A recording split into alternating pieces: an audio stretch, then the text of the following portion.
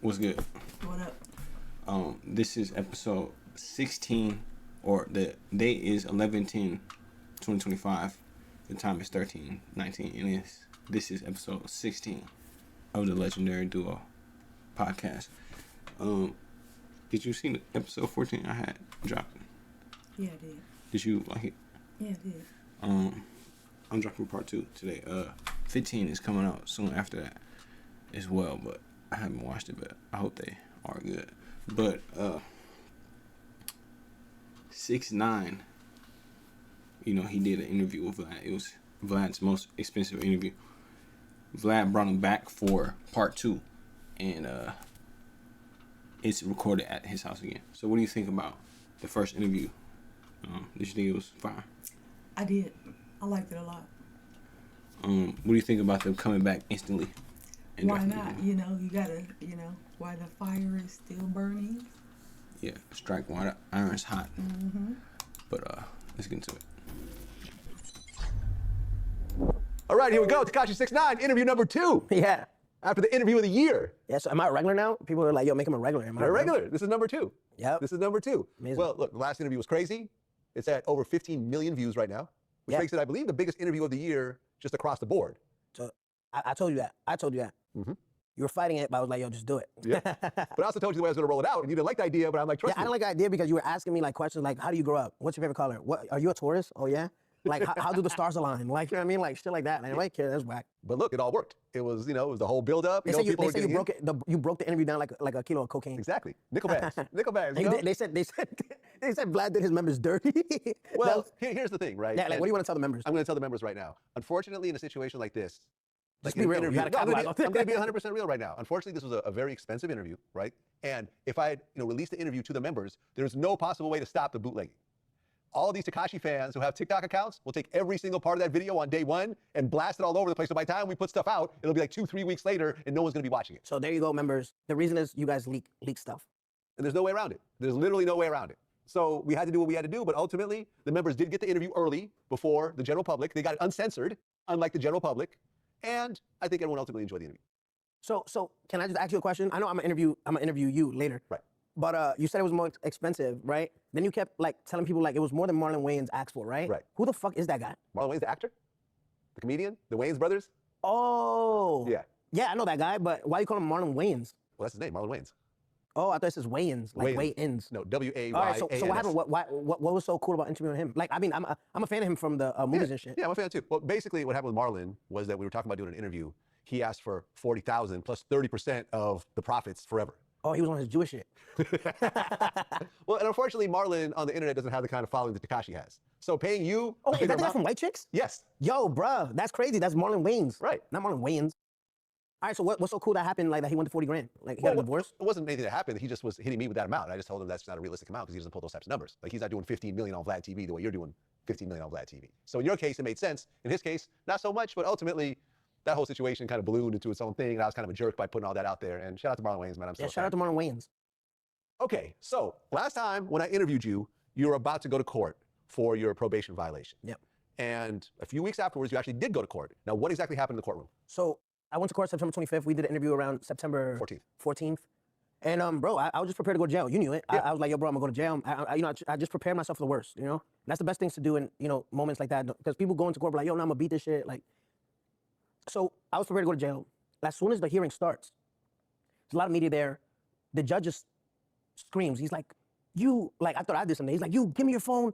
Are you crazy? Like, he's like, everybody like chill. And he's like, yo, you're gonna give your phone to the court reporter. It's a federal courtroom, so there's no cameras allowed. Mm-hmm. He apologized to me. He's like, yo, I apologize, Mr. Hernandez, for, this happening again. Because remember, when I was testifying, somebody recorded me in the media room on thing, and that's highly not supposed to happen because it's a federal courtroom. So for the El Chapo case, Diddy's case, you see how many cameras were in for Diddy? You can't record in the courtroom because under the federal, law, there's no cameras allowed in federal court. Right. That's why you have sketch artists. That's why you have a sketch artist. Right. So somebody tried to record me while I was about to get arraigned. And the judge flipped. And then, I was arraigned on new charges for the assault of the guy in the mall. And the judge actually said, yo, I'm sorry this is happening to you, like that people still feel some type of way for your cooperation. So he was in the mall. Some guy called him a snitch, and 6ix9ine gun flashed him. Oh. Yeah. Which is Was he near or far? He I don't know. He was. I literally have no idea. I couldn't tell you. What state was he in? A state where he wasn't supposed to be doing that. Whatever he did that shit. Whatever they say he did that shit.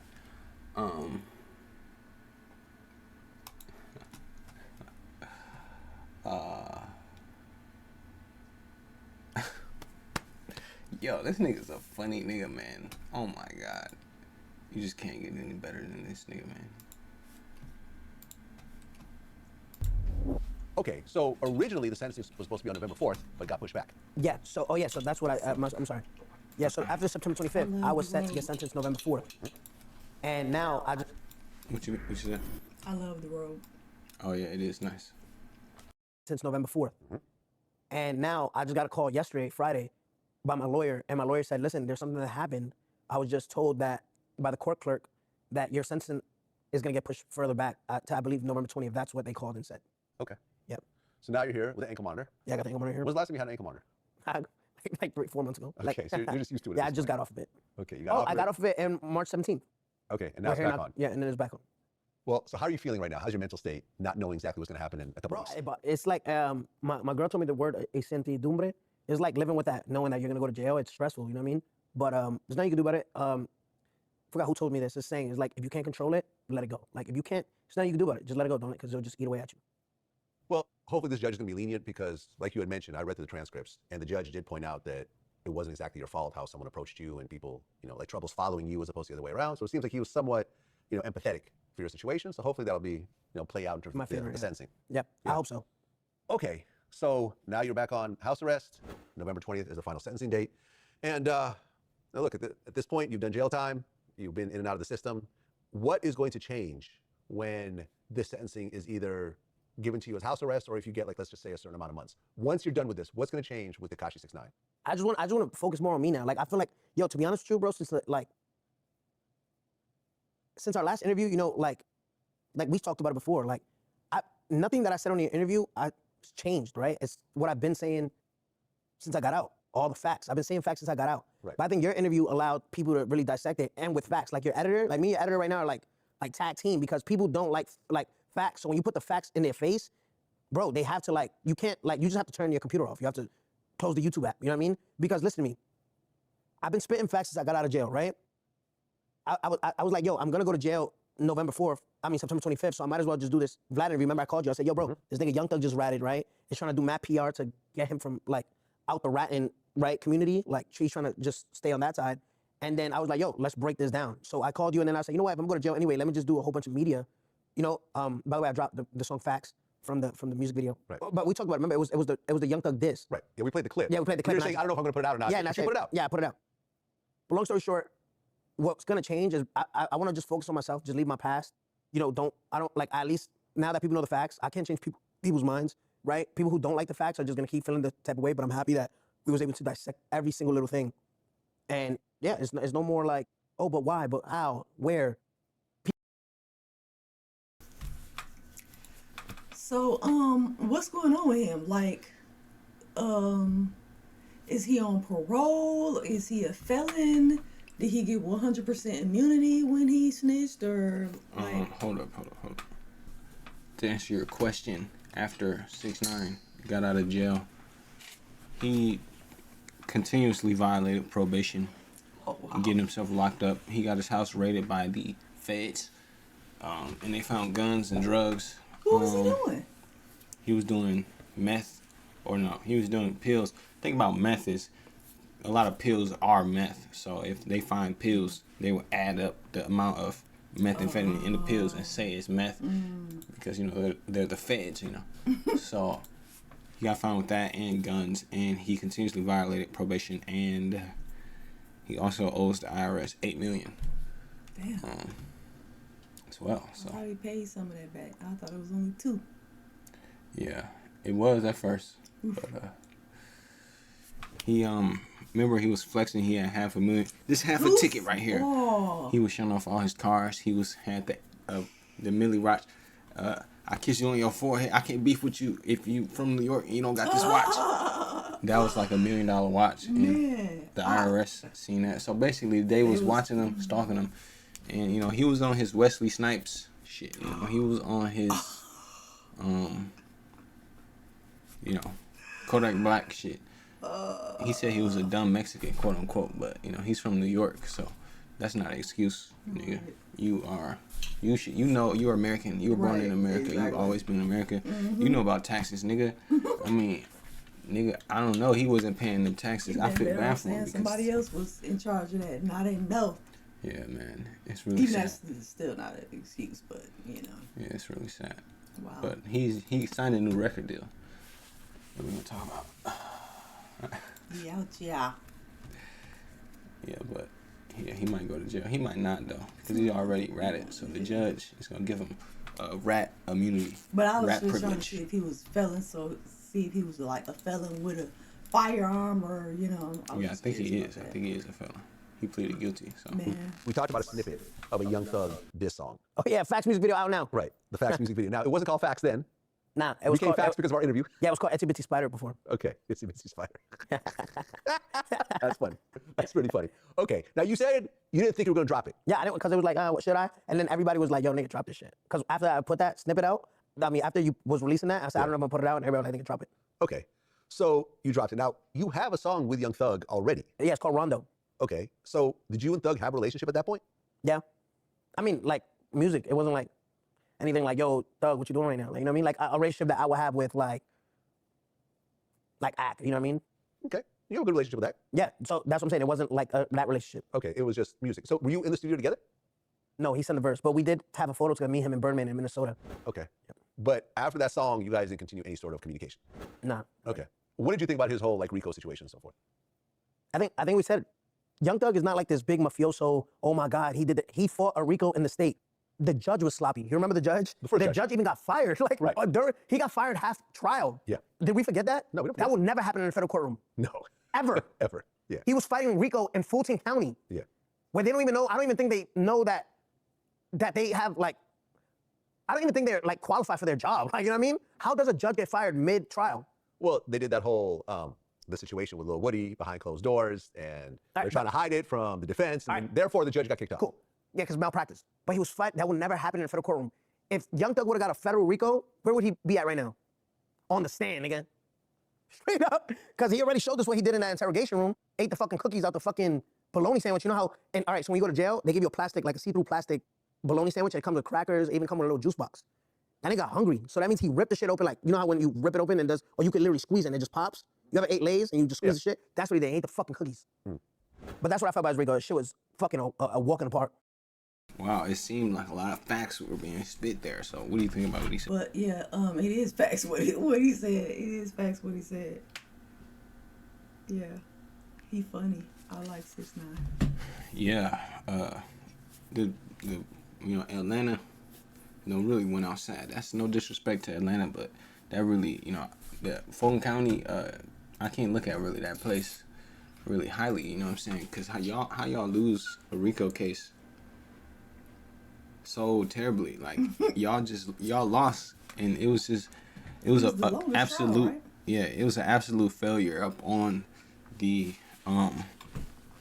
system, the judicial system in Fulton County. I can't believe how they had like 4 judges. The judge, he was intimidating the witness, like what? When he got exposed, the nigga was threatening Brian Steele as far as he was gonna hold him in contempt of court, meaning he was gonna jail him. And the lawyers were ghetto, like they all had ghetto accents. Like how you go to college and go to a law school and you speak in a ghetto accent. I don't want the lawyers who represent the Fulton County. You're not supposed to talk like that. You're not supposed to look like an IG model. And no disrespect to Atlanta, but what's happening in Atlanta, because the lawyers be fucking.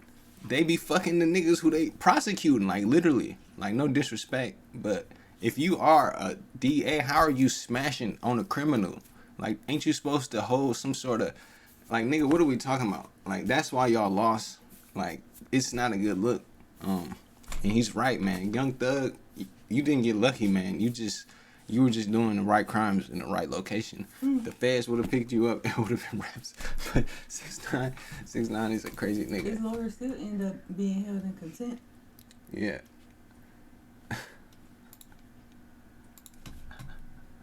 Okay, so That you dropped a ain't music gonna video. Give him Facts. street cred. Well, it's funny is I was reading through the comments, and the top comment is that you assembled the BBL Avengers for this music video. Oh yeah, the BBL bandits. The BBL band. There's a lot of ass in that music video. Yeah, bro, for fun shit. Where'd you find these girls? Friends. Friends. Yeah, they're friends. Okay. The Avengers. The BBL Avengers. Yeah, no, they're fucking. Yeah, bro. That I'm not gonna lie, bro. Like, I love BBLs. I like BBLs too. You're a good guy. That's right. I've had to learn to love them though. Like at first I didn't like them, but over time, BBLs have gotten better also. Like the early BBLs were a little rough. These new BBLs are something different. Like, all right, give me a botched BBL? Anyone? A botched BBL? Yeah. Man, I was looking at some of these older Doja Cat BBL pictures. She looks jacked. Her BBL is jacked up. It just looks like a brick in there. It just. Yo, now he said Doja Cat got the worst BBL. Doja Cat's BBL looks botched as hell. I'm sorry, Doja. You look better when you're natural. I'm just saying. Oh my. I interviewed her before she did all that. You said what? I'm just saying. I interviewed her before she did all that. You. Yo. What do you think about DJ Vlad just completely just shooting? He had that in the chamber. Yeah, he did. You know why? Because he did an interview with her, and then he put it up, and at the last minute she said, "Take the interview down." Oh. After it was already put up, so yeah. She is a dick, so I could only imagine how the interview went. He said it was a good interview. But what do you think about him Probably throwing was. that shot at her like that? It's so disrespectful. I didn't know that she had a BBL. I know she had a BBL either. Apparently it's botched. It must be recent or something. Yeah, he said it a few years ago. Standing up or from the front, I've never seen. Oof. Yo, we gotta try these cheese curds at Culver's. Man, oh Just, my gosh. just What is because- that, a new kind, or we just saying period? Because they, so yes, that's new. They never did that before. This is new. What, the yellow cheese? No, Culver's has never made cheese curds before. What you talking about? For Yes, real? they have. Oh, they have? I'm almost sure. Oh, I only been in Culver's like 2 times. I could be thinking about cousins. Oh yeah, so I never mind. I'm correct. Thank you. But theirs was yellow. Yeah, this was yellow. But Cousin Subs, Cousins is white. Subs is so good. Cousin Subs. It's so good. You know, I did a presentation on Cousin Subs. Did you know that? No. Oh yeah, I did it. Cousins, not Subway. No, I did it at Cousins. I think it was about franchises. It was a business thing. I remember. And I think you couldn't pick something that somebody else already picked. Yeah. And I think a bitch ass nigga chose Subway, and I had to choose Cousins. And then I figured out that Cousins was only in Wisconsin, in Chicago or Illinois. I think there's one out there. It's crazy, but you know them cheese curds. Who's the best famous BBL? Not just some girl you know or a girl in the video. I'm talking about like the famous BBL. If you could have one BBL. All right. I'm gonna give you. All right, Kim Kardashian, Cardi B. Okay. Nicki Minaj. Right. Okay. Fuck one, kill one, marry one. Go. Fuck, kill, marry, Nicki Minaj. You'll fucking kill her. No. Nicki, no. Fuck, kill, marry, Nicki, Kim K, and Cardi B. Yeah, Jeffrey Dahmer. I'll fucking kill Nicki Minaj. No, What the fuck? hold on. Well, I have to kill one of them, right? All right. So go Do I ahead. have to kill one of them? You have to kill, marry. Is fuck, kill, marry. I mean, if I had to marry one of those three. He's trying to think about his future interviews. It's like Amazon. Like I need Hold this. on. Let me think. If I had to marry one out of those three, I'd probably marry Kim K. I already knew it. That's white shit. You That's already white married shit. the white shit. Marry the white shit. He's like, I gotta think about my future. Like, all right, Mary and Kim. I guess fuck would be Cardi B. Damn. And because I mean, I don't want to kill Nicki Minaj, No, but I wouldn't want to fuck or marry her. So you know if that's how my only choice, then, but I don't want to kill her. I'm not saying, oh, Vlad said he wants to kill Nicki Minaj, and she gonna be snitching on me on Twitter like she does with everyone else. No, I'm not trying to do that. You know, fuck what Nicki's gonna say. You know, all your black viewers are gonna say, yo, you killed the only black woman. No, it's Nicki Minaj. She's unhinged. This is an unhinged person. It's actually a random black girl. She's crazy. She's actually fucking. Vlad is I doing know it's the your homie, though. Y'all got the biggest song ever together, but still. Yo, Vlad is doing the backtrack of the century. That nigga's running. I'm not backtracking. I'm still saying that if you're making me pick one to kill, I have to say You give her. me one. You give me one. Okay. Give me, but it gotta be 3 different. Got to be 3 different girls. Okay, hold on. He's gonna choose one black one. I bet you he's gonna. No, be like, no, I'm no, gonna hold say. With those 3, what would your answer be?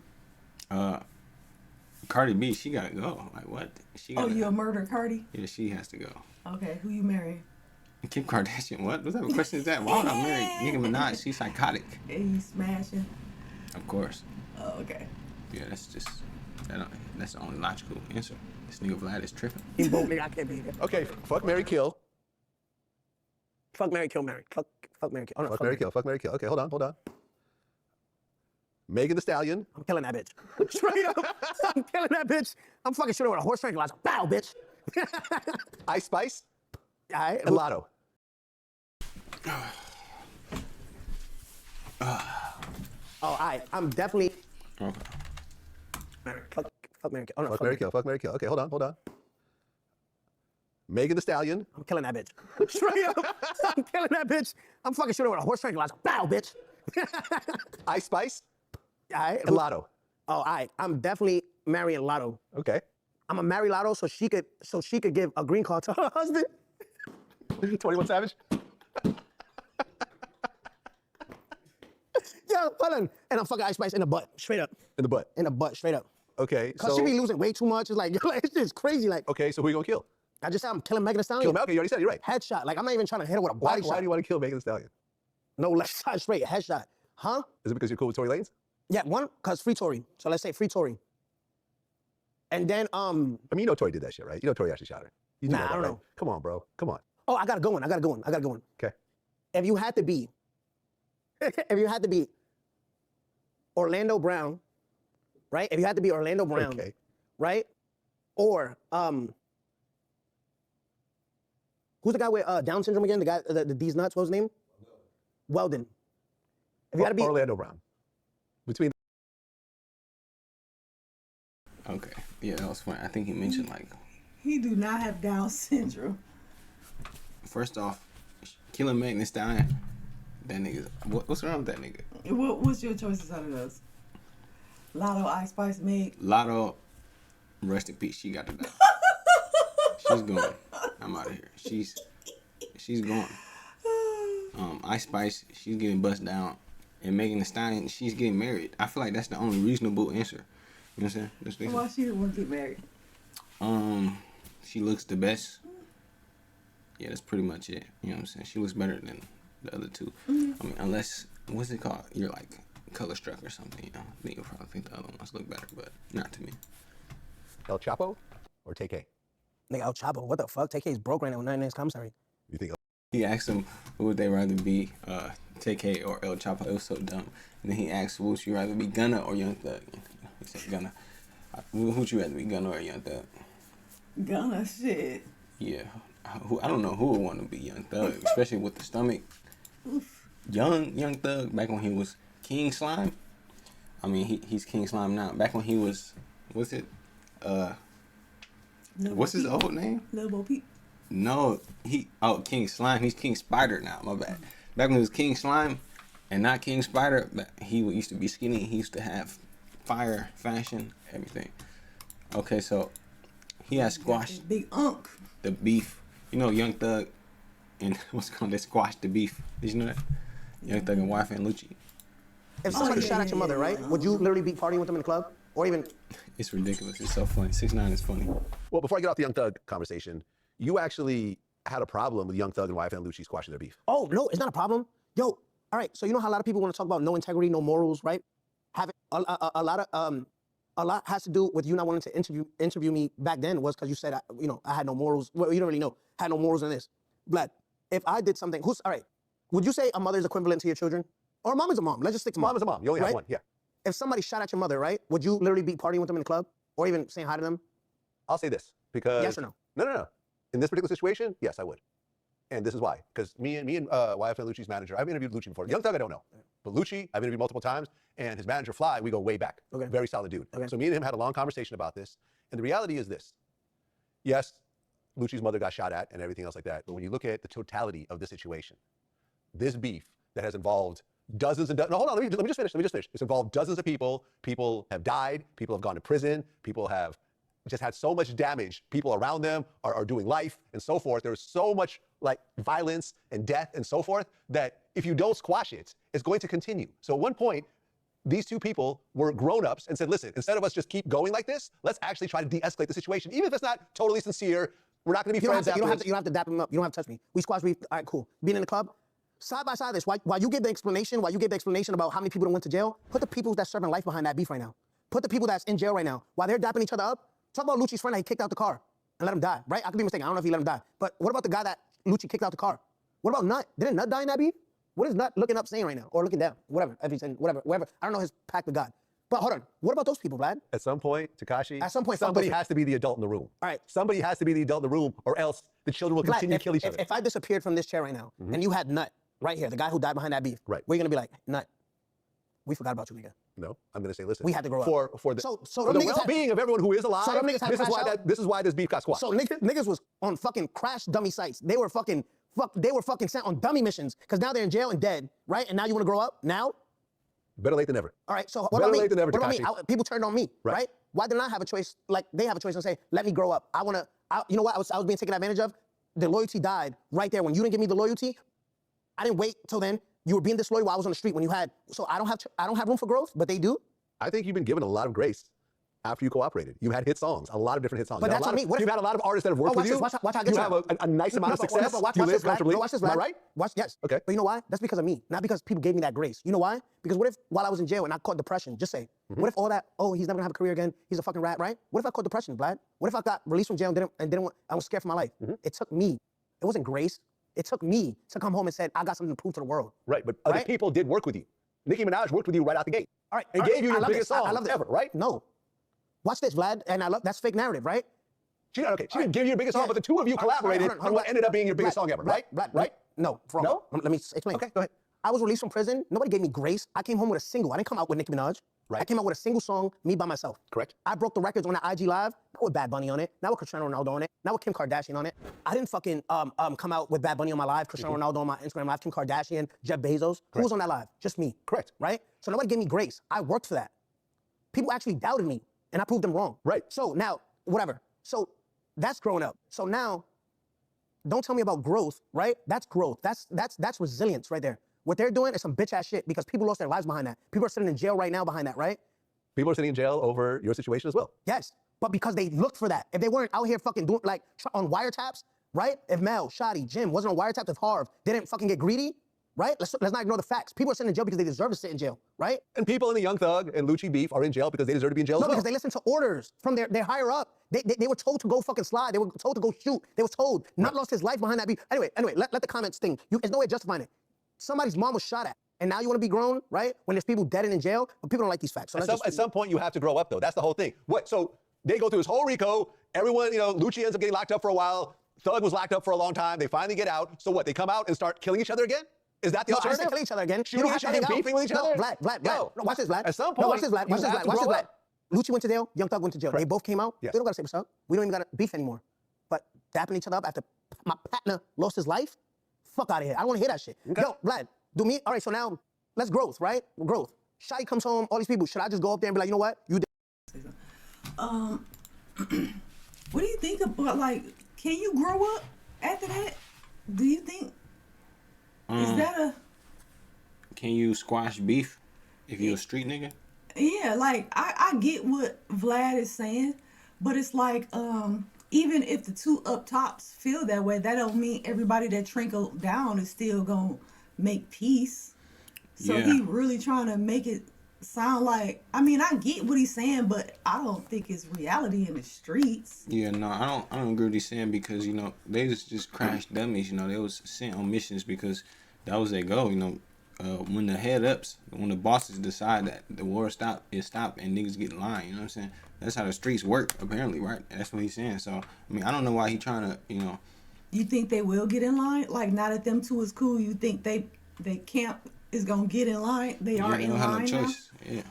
Oh, okay. So, squashing beef is normal. It's normal in the streets, right? Don't niggas squash? Didn't Italian mobs go to war? You go to war and then you stop the war. You know what I'm saying? It's I not guess it depends on indefinitely how for all. organized you are. Yeah, but I don't agree with the indefinite fighting. I mean, what is he, Japanese? You know what I'm saying? What's the point of fighting forever? To avenge some dead niggas and some niggas who went to jail. When you can just squash beef, it take bigger men to squash beef. You got to be a big man. But only thing I can't agree with him with is the not hanging out with him, not dapping him up, not being on the same song as him. That's reasonable, I guess, because like he did say the nigga did shoot at your mama's house. So actually, I don't know, man. It depends on how much the beef was. You think he had to talk to the mama first? Oh, yeah, Or do you think he decided it was like, Mom, this what it is? You know, maybe he was maybe they was getting Did he BTA turn into the op because in the mama eyes? I heard that Young Thug and them, they was putting BTA up on them. So maybe niggas was like, let me squash it before BTA? belt to ass. Oh, okay. So maybe niggas was like, man, let me just squash it before, you know, we die or go to jail. It just makes sense, man. 6ix9ine, he's coming from a very hating ass nigga place. No, He's because hating I on see niggas what squashing he, the like, beef. I'm seeing both sides, but it's like, Man, he fuck those niggas in jail. Fuck those niggas who's dead. They don't matter. Do you think Young Thug really care? You think Wife and Lucci really care about that nigga? He kicked that nigga out the car. Niggas who are in gangs, they care about the gang. They care about the niggas who are dead. You know what I'm saying? Some do on the dead homies, etc.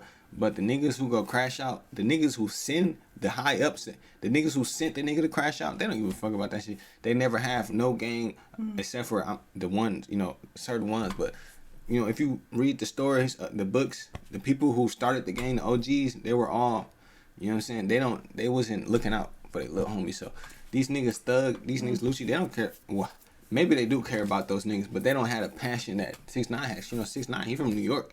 You know what I'm saying? They get down differently maybe in New York from, you know, different streets, different places have true. different street That's cultures. True. That's true. You know, so That's in true. Atlanta, I think most of the super duper blood gangs didn't get to Atlanta until like 2005. You know what I'm saying? And they got there in like 91. So it's different, you know. Atlanta you know, they're squashing it for the city, I guess, you know. Get me wrong, you did jail, let's just put it behind. No, we have an understanding, you that way, I'll go my own way. Young Thug, Young Thug is, clip this. Grab everything Vlad just said, right? Where's the growth saying, he forgave Lucci, right? Why not forgive Gunna? Where's the growth you were talking about? Well, him and Gunna. Well, him and give me Gunna, a proper answer. And I will give you a proper answer. Why, if you have so much growth, why not Him forgive and Gunna, Gunna? right, the situation with him and Gunna never escalated into violence. And that's why he doesn't have So to it squash should it be with Gunna. easier. It's not as serious. Nobody's mama shot at her. There's not a With reason Gunna. to squash it with Gunna the way it is to squash it with Lucci. So wait, what's I'm easy? not going to agree with you on this, man. No, you have to. No, So watch this. No, you have to because you're fighting it. You're I'm not fighting You're it. like a person that doesn't like 6ix9ine, and I tell him all I don't like 6ix9ine? No, Vlad. No, it's an example, an analogy, right? You have to agree on me because look how simple it is. It's like 1 + 1 = 2. In the Wife and Lucci Young Thug beef, people died. People are going to prison, right? For a long, long time, right? And you have the growth to squash that beef, but nobody died in the you and Gunna beef. You didn't go to jail in that thing. Yeah, he took a plea. Where's the growth that you're talking about? Okay. Tekashi. Fuck out of here. Tekashi. Put my glasses on, man. Tekashi, listen to me. Put my glasses on. This is what I do. Listen to me. This is not what I do, though. I should have been a lawyer, right? Okay. I should have never been a lawyer? Let me ask you a I'm not, question. right? Let me ask you a What question. would be easier? No, hold on. Let me ask you a question. Let me ask you a question, right?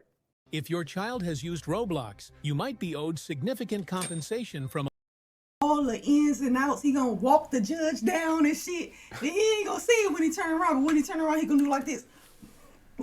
He can't say, I walk these niggas down. He did snitch, so maybe he would. No. Never in your life. You've never had a Japanese car? No.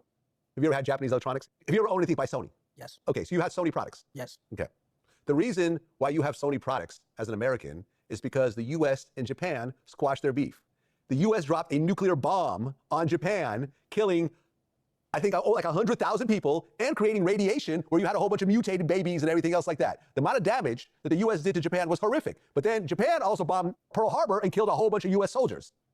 So much death occurred back and forth between these two countries, and now we've gotten over it and we're friends. Japan is a friendly country to the US. I've toured in Japan. It's a great place. Japanese come over here. They do business. People get over death and destruction for the greater good. So right now you're comparing Young Thug to a fucking nation like Japan. I am. Because What there the were fuck are there were you- groups of people. It wasn't just between Vlad. Thug and Lucci. It involved dozens of people on either side. So at oh my some God, point, I love this. You just compared Young Thug to the bombings in Pearl Harbor and fucking atomic bomb, right? Hiroshima. Yeah. Hiroshima. Yeah.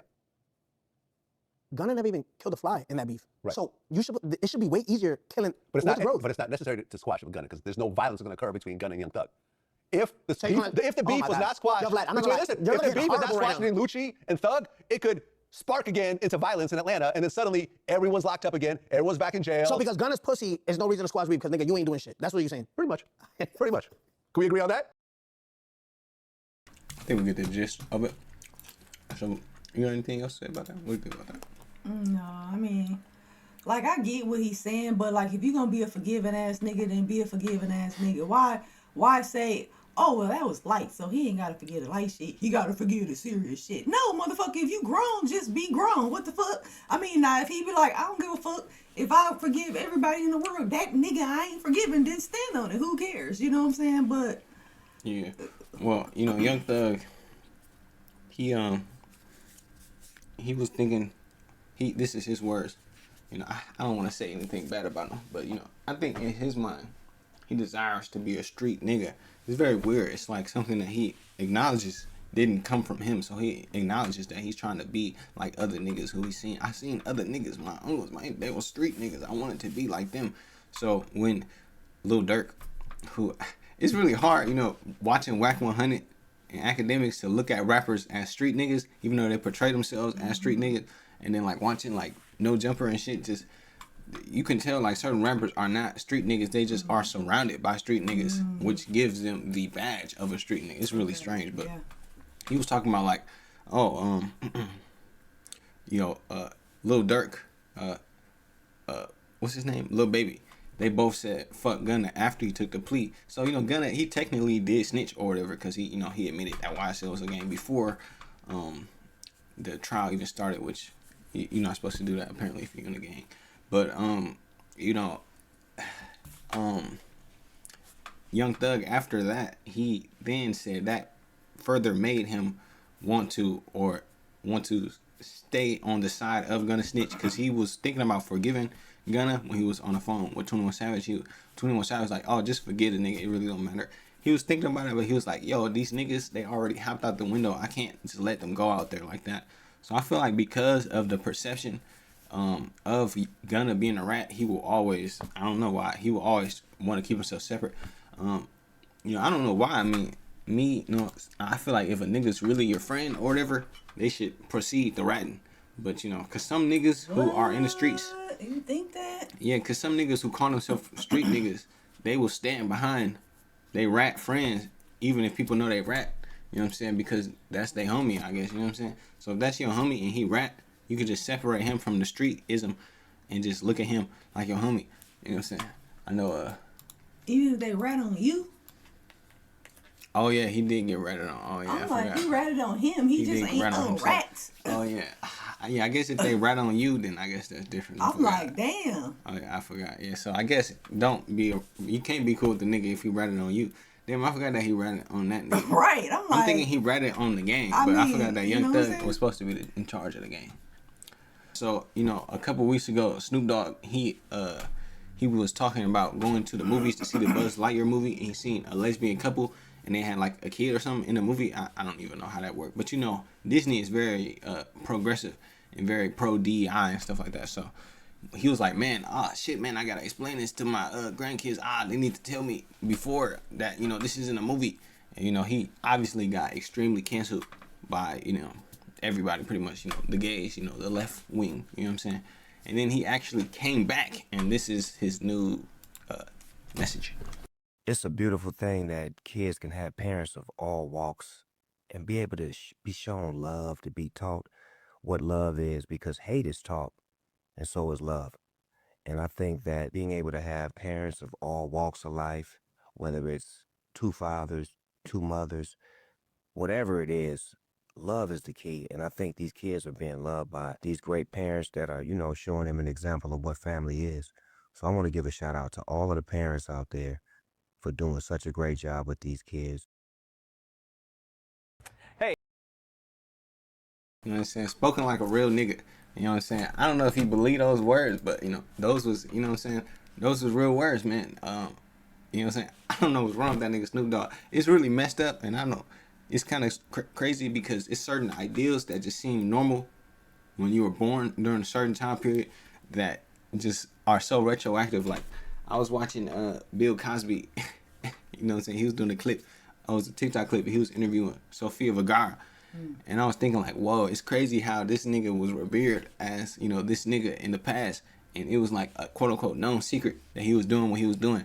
But it was just seen as acceptable, you know what I'm saying? And he was making very like flirtatious or very, you know, sexually overt jokes that you can do that to a guest. Yeah. You can bring on a guest and you can like make little jokes like that.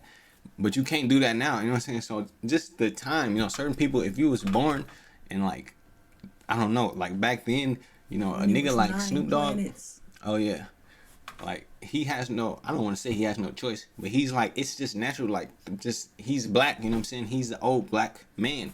You know, it's natural for him to be, I don't want to say it's natural for him to be homophobic, but he just doesn't know, you know what I'm saying? He's not like us, you know, he's not like me. He's not like a YN.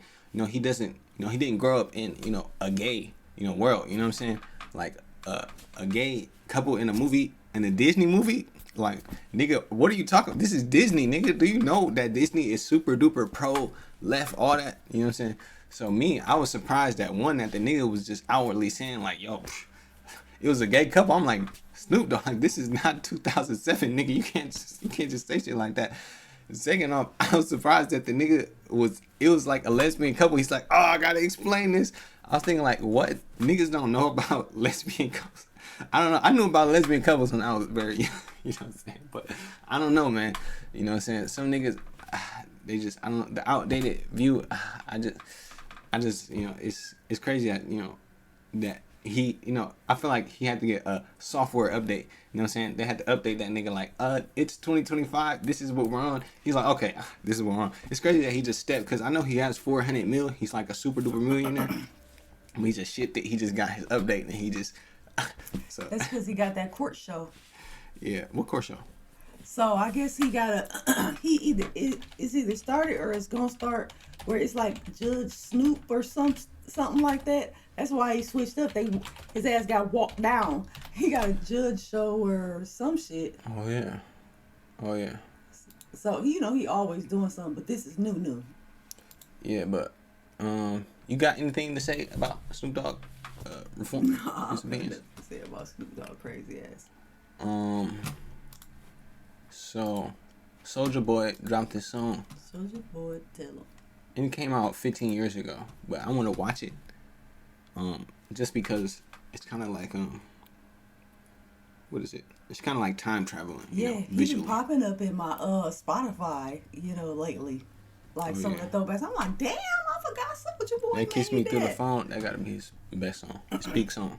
He do got some fire songs, He does. does. It's really sad to say, because it's like, it's Soulja Boy, but you know, I grew up, I was born in 2003. I remember when them Soulja Boy, that Pretty Boy Swag, when that shit dropped, niggas on, because he just got out of jail. Niggas like, oh, I thought Soulja Boy was in jail. He got out of jail and dropped that Pretty, and he was just a different nigga. It was like Justin Bieber, you know what I'm saying, when he dropped that Boyfriend song. You know, he stopped being a boy, he turned into a teenager, and then he stayed a teenager until probably like 2-3 years ago. I was just about to say that. I was just about to say, boy, if you should your stupid ass damn look around with. No. Okay. So, by the way, at this time, Soulja Boy was, to all of the children, the 15-year-olds watching this, Soulja Boy, he was at the top of the game when this dropped in 2005. Or, right, is that 5? I don't know what song this is. 2010, I think. I don't know.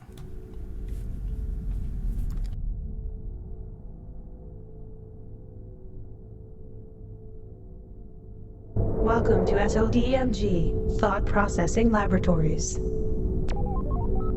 Welcome, DeAndre Wavy.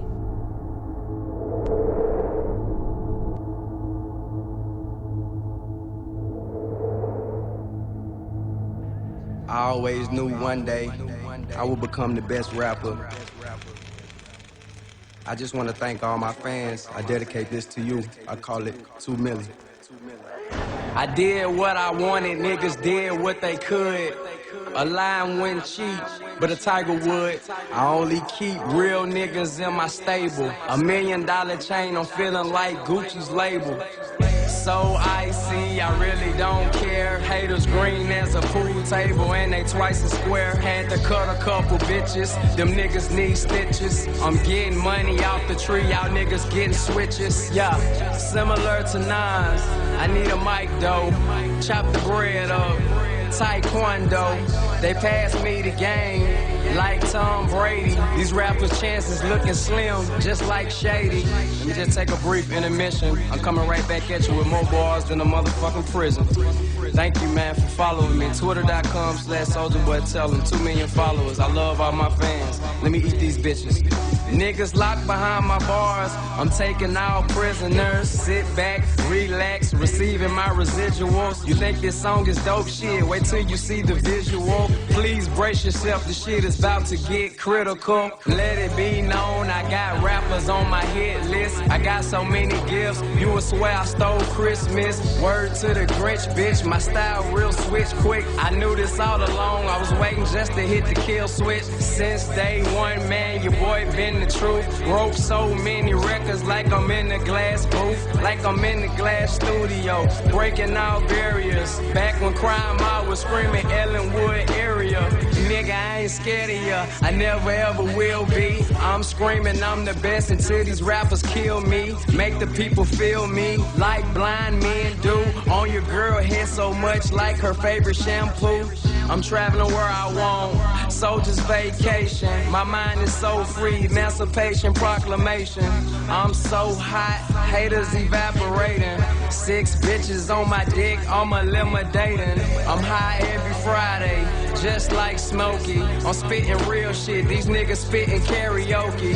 Hit stick with the flow just like Madden. I'm so high on my carpet, feeling like Aladdin. I spit hot flames, bitch, just like a dragon.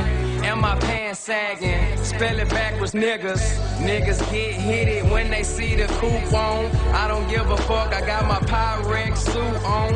I'ma keep rapping till the fans hear the best of me. I'm cooking up the game, bitch, yeah, I got the recipe.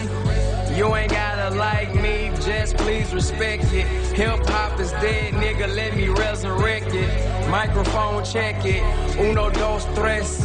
I'ma keep spitting till they crown me the best. The rap game's a mess, let me clean it up.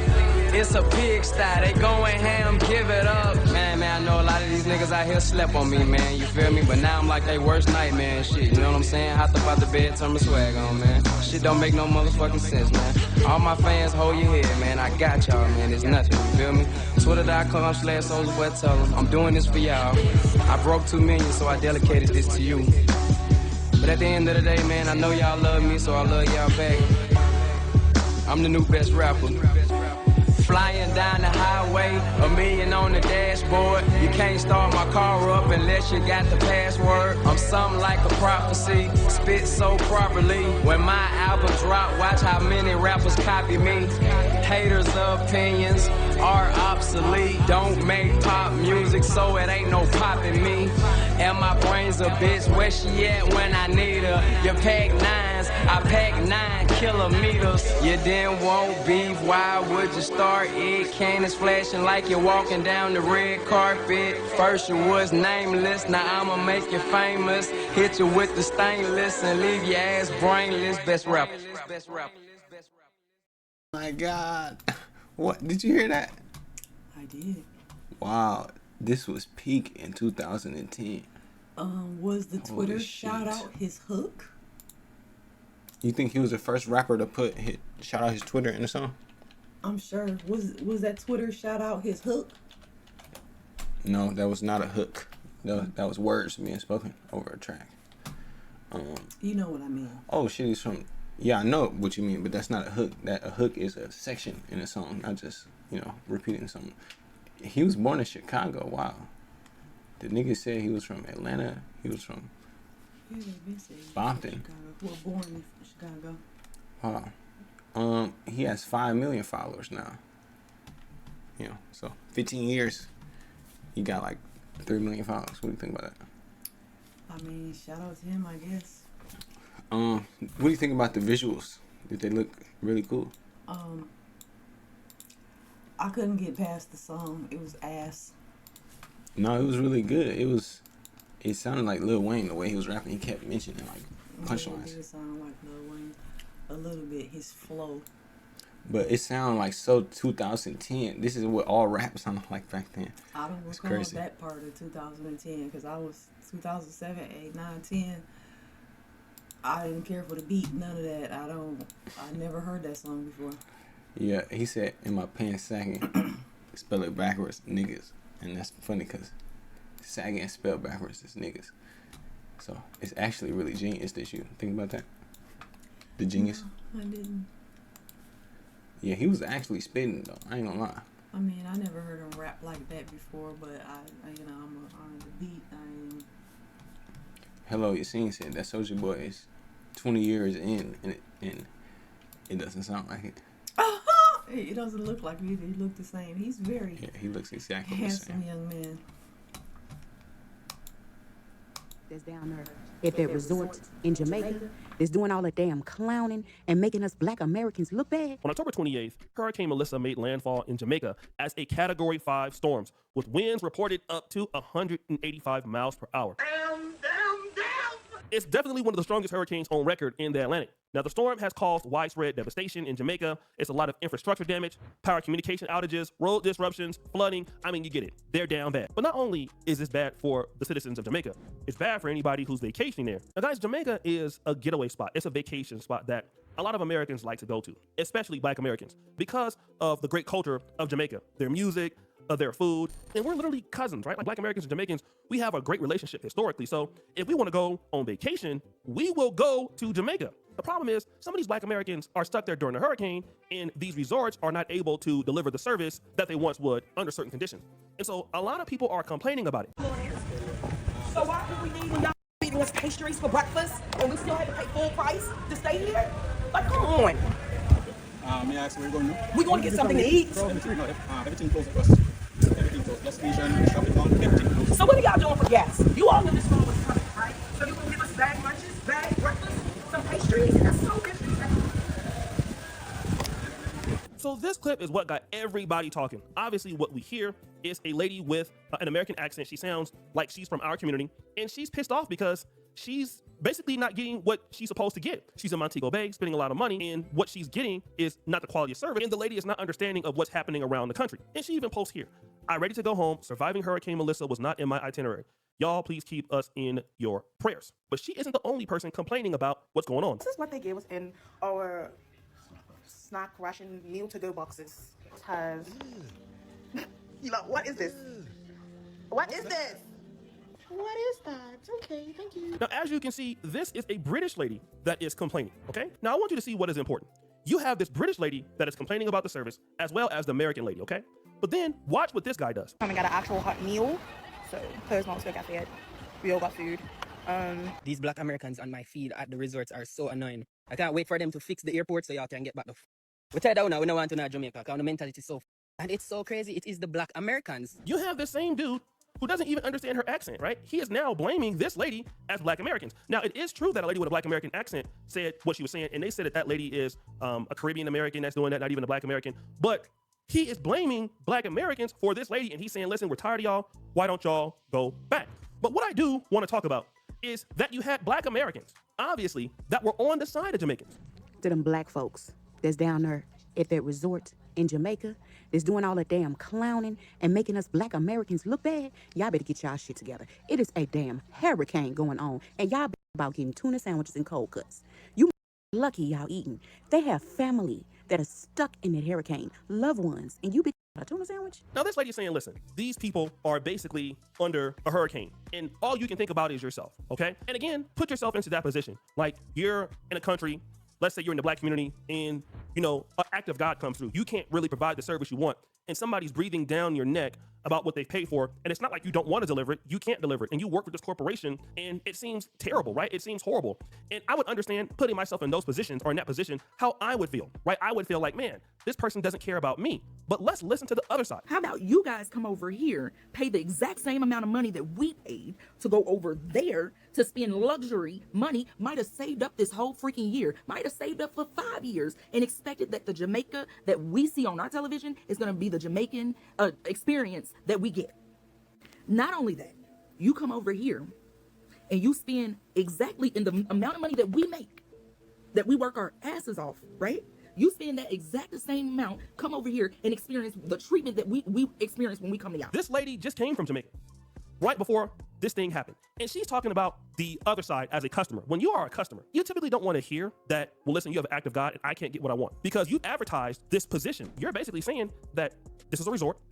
You're not telling us not to come during the hurricane season. You don't have any kind of insurance if there is a hurricane. You don't have anything that would stop this from happening. But you advertise this to me as a vacation. She's saying her and her husband spent this money, and they spent this money all year. And not only that, Jamaican resorts are notorious for not doing what they're saying they're gonna do. And I wanna even do this, and shout out to ChatGPT, because I asked ChatGPT about the service inconsistency on Jamaican resorts, okay? And here are some of the frequent issues raised by guests. Number one, you get service inconsistency. For example, Moon Palace Jamaica, they talked about that, right? High cost plus low value. Now, this is very popular around the black world. It's everywhere where blacks are at, okay? Especially overseas, Jamaica, you see it here in Africa. They talk about Golden Eye Resort, bad service for such a premium price. All right, now, remind yourself that these people are spending an all-inclusive packaging for these locations, and they're being sold at top dollar and not getting, the right service, even if there is not a hurricane. You get broken promises and marketing versus reality gap. You talk about the Royal Tender Grill, okay? And you talk about the facilities and maintenance issues, all right? You look at the spa pools and amenities, they're not up to standard. Now, this is the issues that these resorts have without there being a hurricane, okay? And then you have Jamaican Americans who basically are also checking black folks. And to see fellow black Americans get up on the app and complain that y'all don't have adequate food or liquor in my parents' home country, where I still have family who are picking through rubbles, wondering if their house is still there, wondering how they're going to do the next steps, and y'all really sitting there complaining about not having adequate food at your resort, not having liquor, and you getting mad at people on your head tops because you decided to record. You decided to get up on the internet and record yourself complaining about how you're not getting adequate whatever, knowing damn well you about to come and fly back to this country where they gonna treat you like I don't know what. This lady, in my opinion, gives the worst rebuttal. She admits that she is a first-generation American. Her family is from Jamaica. And she is castigating these so-called black Americans for their attitude because these people don't know where their homes are. We have our family members there, and this is what you're complaining about. But you already know once you get back to this country, they're going to treat you like, like poop. And this is interesting because if your country was such a better opportunity than this country, why are you in America? And then why didn't you go back to Jamaica? I mean, you are... The police don't want you to know this, but the reason we always ask for your insurance first. Discounting the fact that you had these black Americans who were doing something that you won't do, which is going to visit Jamaica and investing into the economy. And again, I'm sorry, but if you're paying a top dollar price and a hurricane happens, it is the venue's fault. I'm sorry, it's the venue's fault. They should be refunded their money or something, okay? People spend their money to come to this resort. And again, I understand that the black Americans or even some of the people in Britain have an issue with the quality of service and they're not being understandable. And of course, as a man, if I was on the resort, I would definitely be more understanding. I noticed that the people that are really complaining about this are women. Got him! But they spent their money, right? I get it. They want to have a good time and relax because they had to go back to work and you work hard for what you have. But at a certain time, people are coming in. They're not hating on Jamaica. They're talking about an issue. And if you feel that they are supposed to sit there and sacrifice their money because it's your people and they should understand it, when you same people complaining don't do that with black Americans, just shut up. Because these same Jamaicans that are complying and telling black Americans to go back, they would never spend any money at a black American business. All right? Number one, the black Americans who went to Jamaica don't hate Jamaicans. If they did, they wouldn't be there. They're talking about a concept. They're talking about an idea. And you guys, number one, are miscategorizing people who are not even black Americans. And two, you're categorizing people who are customers, who are injecting money into your economy because you haven't injected the money into your economy, or your government can't inject the money in your economy, and because your government can't do things to protect y'all's island, and it's an issue, all right? It's not about hating Jamaicans or hating anybody. It's about a concept, which is I paid my money and I didn't expect this, and if I knew I wasn't gonna get this, I wouldn't have came. What are you, as a hospitality resort, going to do about it? And again, it's harsh. I would be more understanding if it was me. But every customer is not going to be like me. You're going to have customers who are not going to care about what's going on. They spent their money, okay? Obviously, you're not giving them their money back, so they got a right to be mad. They got a right to be mad because they paid. Now, if you're going to give them their money back or half of their money back, maybe they would basically change their opinion, but you didn't do that, so they are right. They are right. They're customers, and the customer is always right. But in the third world, they have a seller's market mentality. You'll see it in Africa, you see it in Jamaica, whereas if you have a complaint, all of a sudden, it's you're the problem in the complaint. So it's okay to take somebody's money and not deliver on the service, even if it's an act of God. If it's an act of God, refund them their money. But you don't want to refund them their money. You want them to feel sorry for you. But you wouldn't feel sorry for if it was a black American resort. You wouldn't. So they are right. They are well within their right to say what they are saying in these Jamaican resorts. And I will tell you right now, don't go back to Jamaica. Don't go back. If that is their attitude, if they don't want to be accountable, don't go there.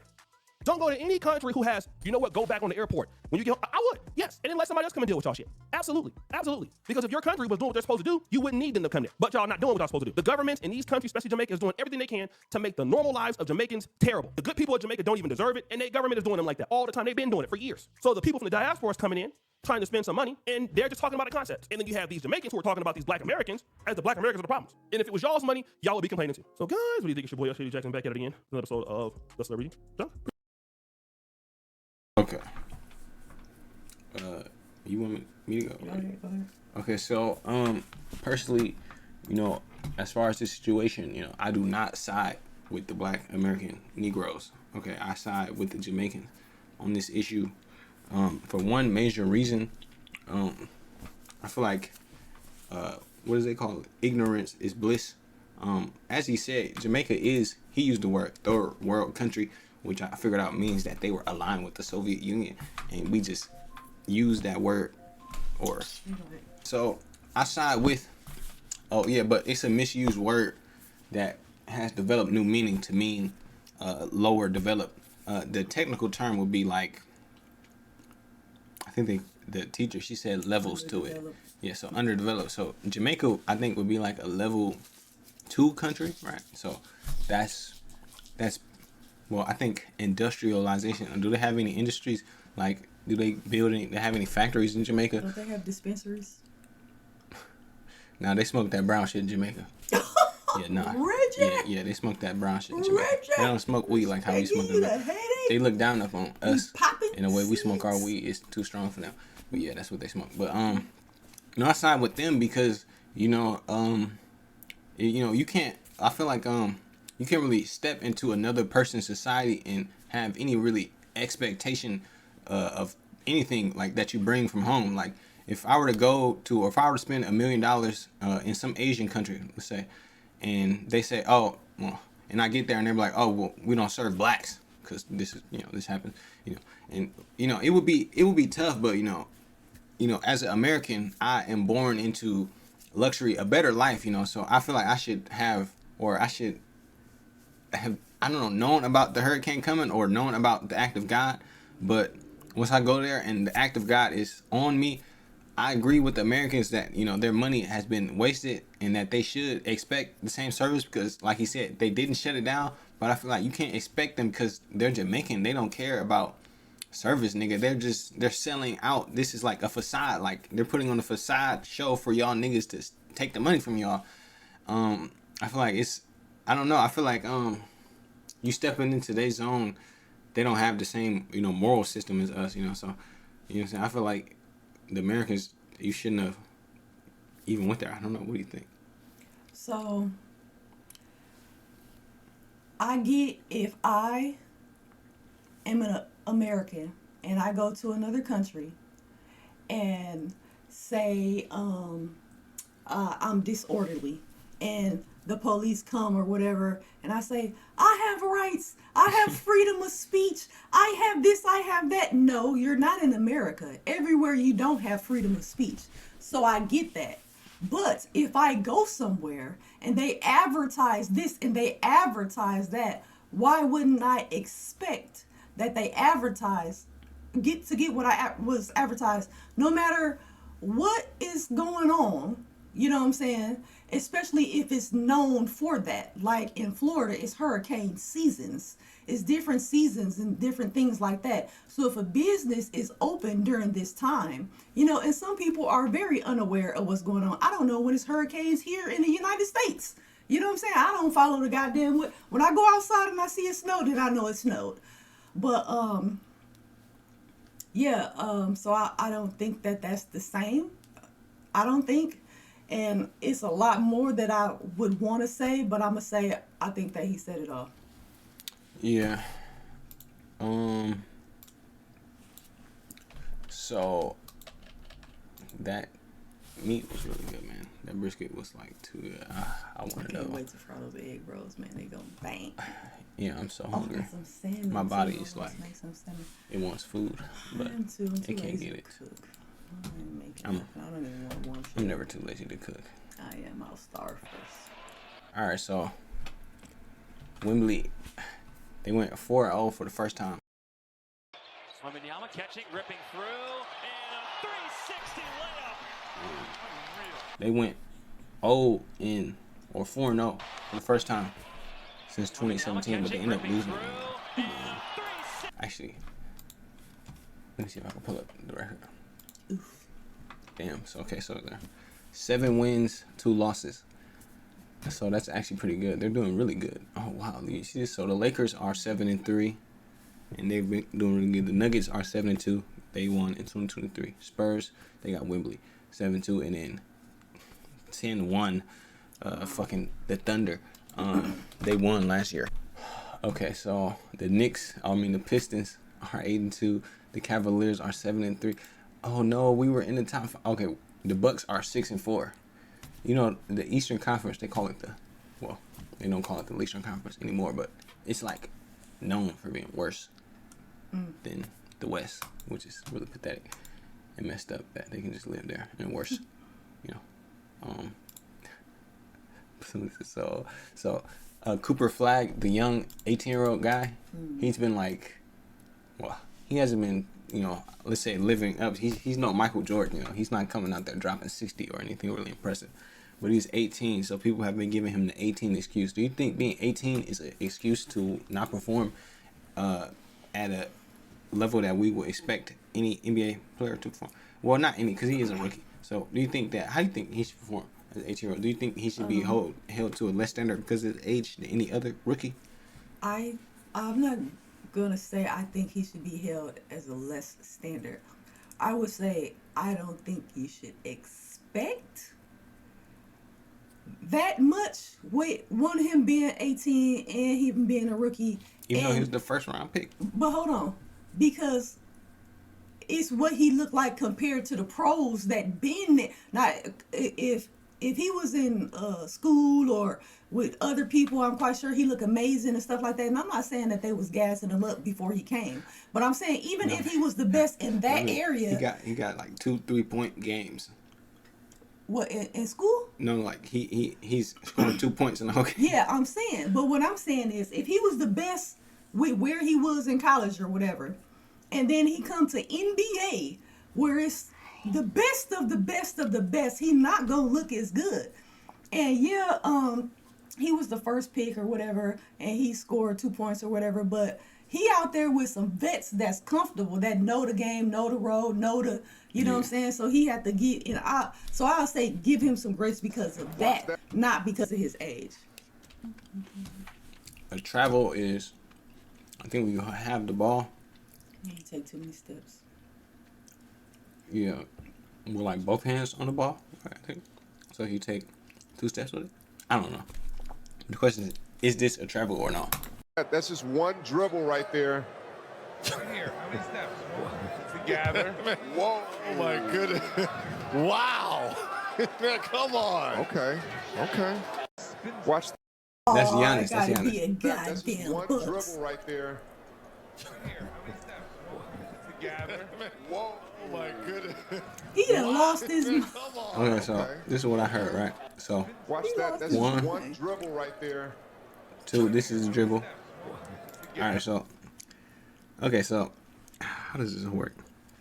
All right, so this might sound like some mental gymnastics, but you gotta listen to what I'm saying. All right, so you see he's dribbling, right? He's fine. All right, he take 1 step, ball in one hand, 2 steps. Now he has the ball in both hands, right? 1, 2 steps, right? I don't mean to be that guy, but you see what he's saying. So he takes the second steps and he moves it ball. He holds it. He's not carrying it, so he holds it both hands, and then he takes another step. Right, that's 1, and then that's 2. Y'all, and then I don't mean it. So he took 5 steps. And he did another hop. He took 5 steps, but he didn't have the ball in. It wasn't technically.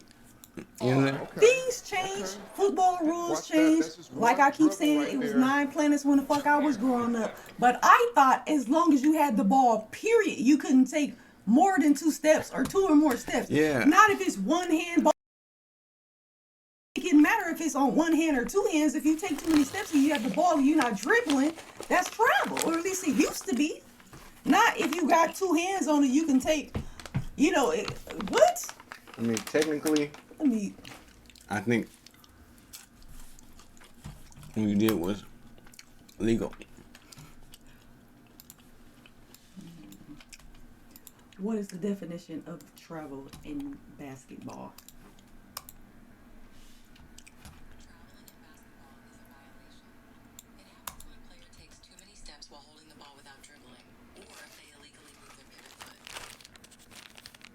Yeah, it don't matter.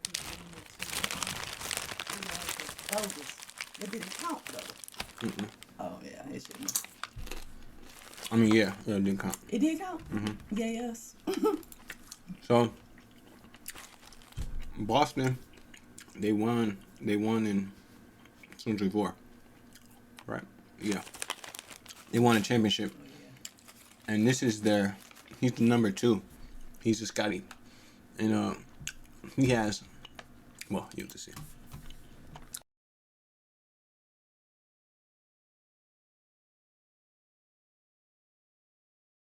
One, Jalen Beijing Brown. How can you be Beijing Brown? Is there Beijing? Because he went to China after this play. The Beijing is right there, Kenny. No, Beijing. Come on, man. Come on, man. Come on, man. Jalen Beijing Brown. Come on, man. No, that's not true. Yeah. That was, no, it wasn't. That's not true.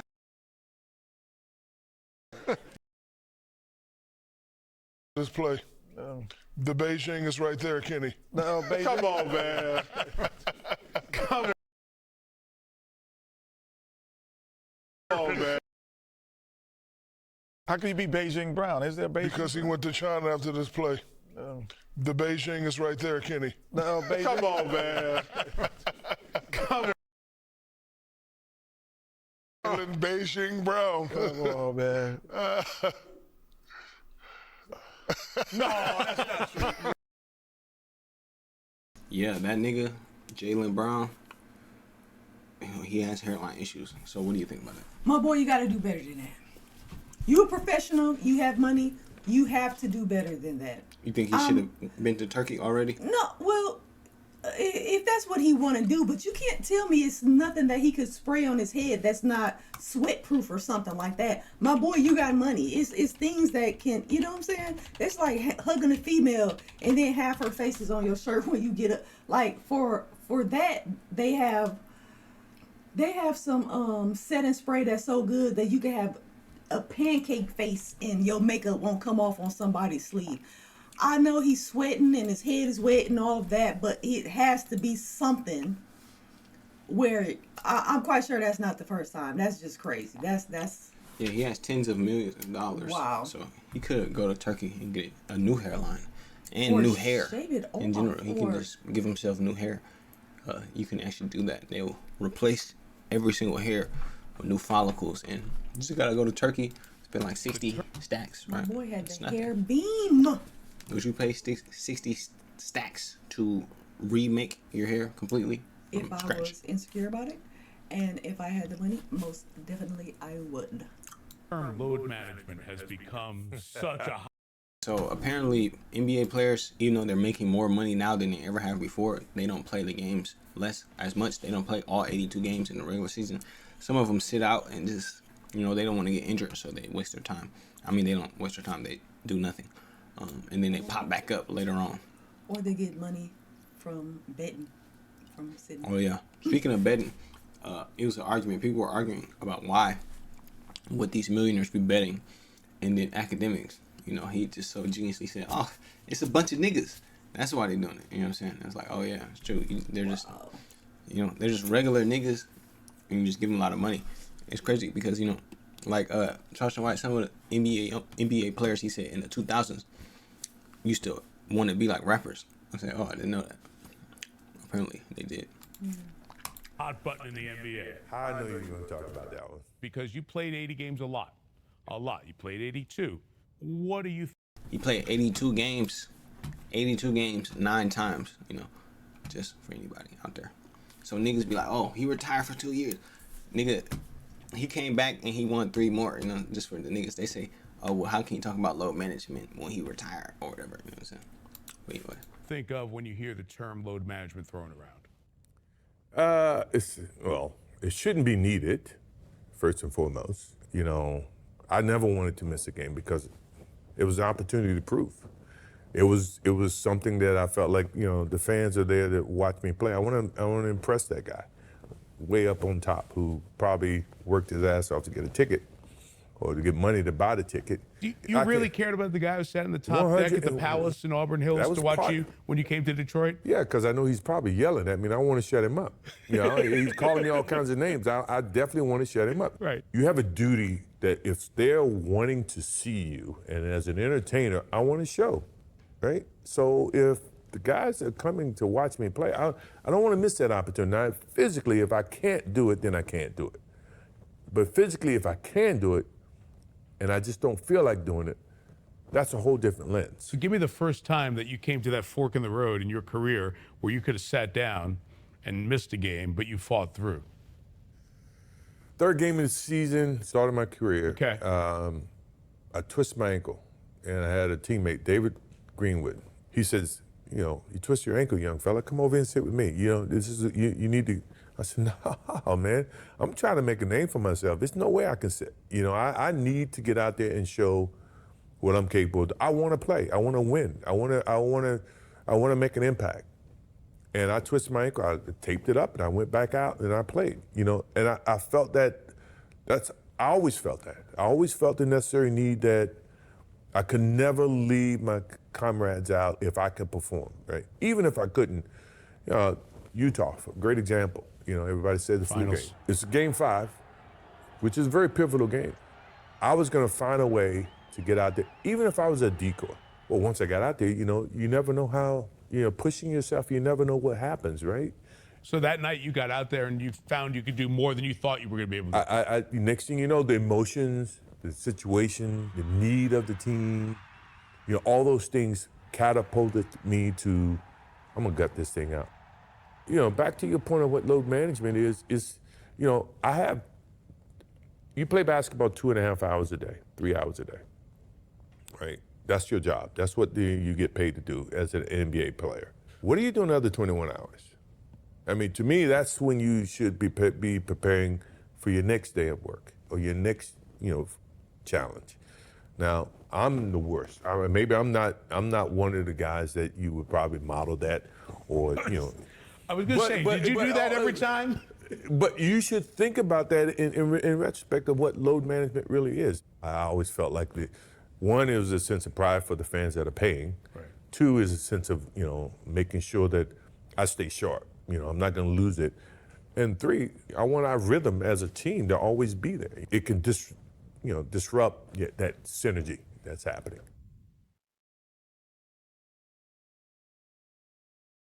Just so much truth was just said. Like, wow, it was just wow. So what do you think about what he said? Yeah, he was spitting facts, and I found it interesting that he said, as an entertainer, I feel like this, and that. I never knew he considered himself an entertainer. I know he considered. You never heard that? No, I haven't. Wow. Now I know it's about the team. You know what I'm saying? To me, like, I feel like he played for the team. That's just like not any other job. Some jobs, no matter what you go through, you don't want to let your team members down. So I 100% get that. And I like what he was saying, because sometimes when you do go somewhere just for one certain person, maybe, you know, of course everybody else is a plus, but one certain person, and this person doesn't play, you like, man, yeah, I did say what to go, or yeah, I went, man, I finally got a chance to go, they ain't even damn play. I ain't even see them. They was sitting on the bench the whole damn time. That was the only reason why I can't, you know what I'm saying? So for him to feel a sense of obligation, I respect that 100%. Yeah, it's facts. Do you think he's top 5, you know, greatest entertainers ever of all time? If he considers himself an entertainer, yes. He'd be objectively an entertainer, right? Just playing the sports. Like, technically, I wouldn't call him an entertainer. Yeah, but because gladiators he don't get out there and entertainers, perform, weren't they? you know. But that's like or do you not a agree performance. With that? You think gladiators were a performance? Yeah. You think people going out there, they were, you know, only one person survived the gladiator, right? Yeah, I know. Like everybody else died, right? They were doing know. that for entertainment. I mean, like sports is entertainment is for the crowd. Like literally, like they play in front of people so people can cheer them on. They were doing that for their life. No, they were doing Not that for crowd. entertainment. They were doing that for the what's those things called? What's it called? It started with a C. Coliseums. Yeah. You know, they will fight, and they were doing that for entertainment. You know what I'm saying? Sports is for entertainment. Sports is an entertainment industry. For entertainment, Yeah. but them themselves wasn't doing it to come out there and entertain people. Yeah, but you know what it is though? What? Michael Jordan was doing this. He was doing that.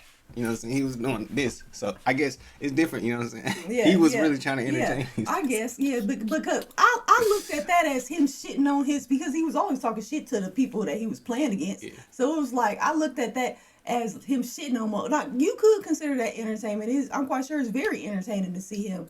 I know it would have been, you know, but I wouldn't have considered him an entertainer. But if he considers himself an entertainer, yes, he's one of the top 5.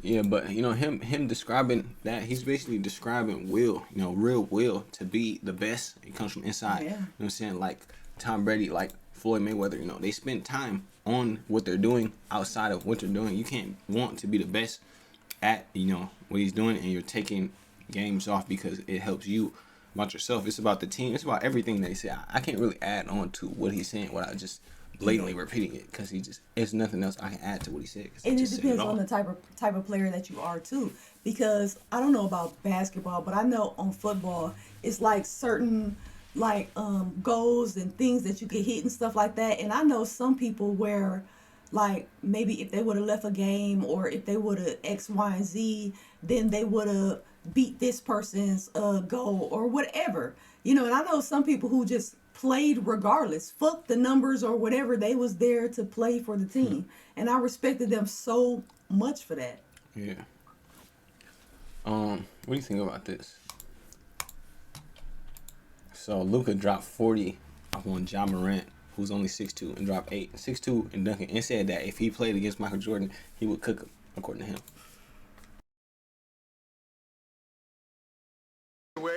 Toby be good field handball. Toby be good nigga for massa. Good nigga. Don't send Toby away. Toby be good field hand, boss. Good field hand, massa. That's all right, Toby. That's all right. You be a good field hand, and you can stay here. Ah, Toby stay. Toby stay. Toby be good now. Toby. What do you think about that? Who was that? A team member? This is or somebody okay, on the opposite team that he was playing against. So this is Ja Morant. This is his team member. Mm-hmm. And Ja Morant scored 8 points, and Luka scored 44. This is Luka. Yeah. So do you understand now? Yeah, I mean, I get it, but I mean, I don't think it's funny. Yeah, but it is funny. It's hilarious. It's funny because we don't like Ja Morant. That's why. So okay. Maybe I should have said that. Maybe I said before I started, I should have said we don't like Ja Morant. Therefore, we're gonna laugh at him getting pooped on. So this is Cooper Flag. You think about Cooper Flag scoring 2 points. One out of 9 field goals. I just wanna lay in my bed. What do you think about these AI NBAs? You still on it? Oh yeah, so Wembley, he lost the game, so he got double teamed on it. I think 2 of his niggas is out. He scored 40, and then this is the first time he scored as low as he did. You see this? 999. Stage 2, the quiet stage. Stage 3, confuse the internet. Stage 4, the setup phase. Yo, this whole the crash out stage. Yo, it would always be so funny, man. Oh man. Oh, look at this. This is so far. Here's the ball handling ability of Wemby. Goes inside, coast to coast. So quickly, just moved past him. What was he doing? Well, who did he? I don't know who he thought he was Shaq, but he was not. What do you think about the 2025 season of the NBA? I mean, I've been hearing things, but I haven't talked to you. Still? Yeah, still. That's funny. I don't even know when they play.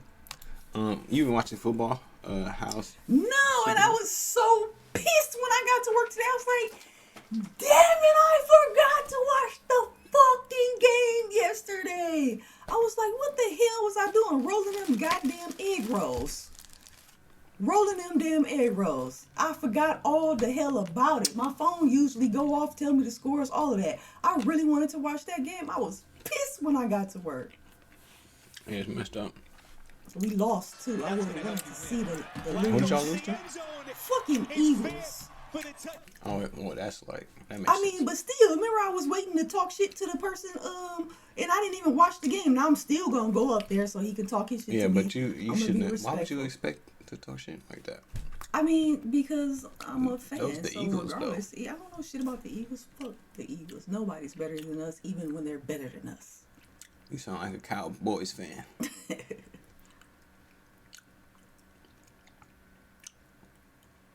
They're about to, well, you'll see.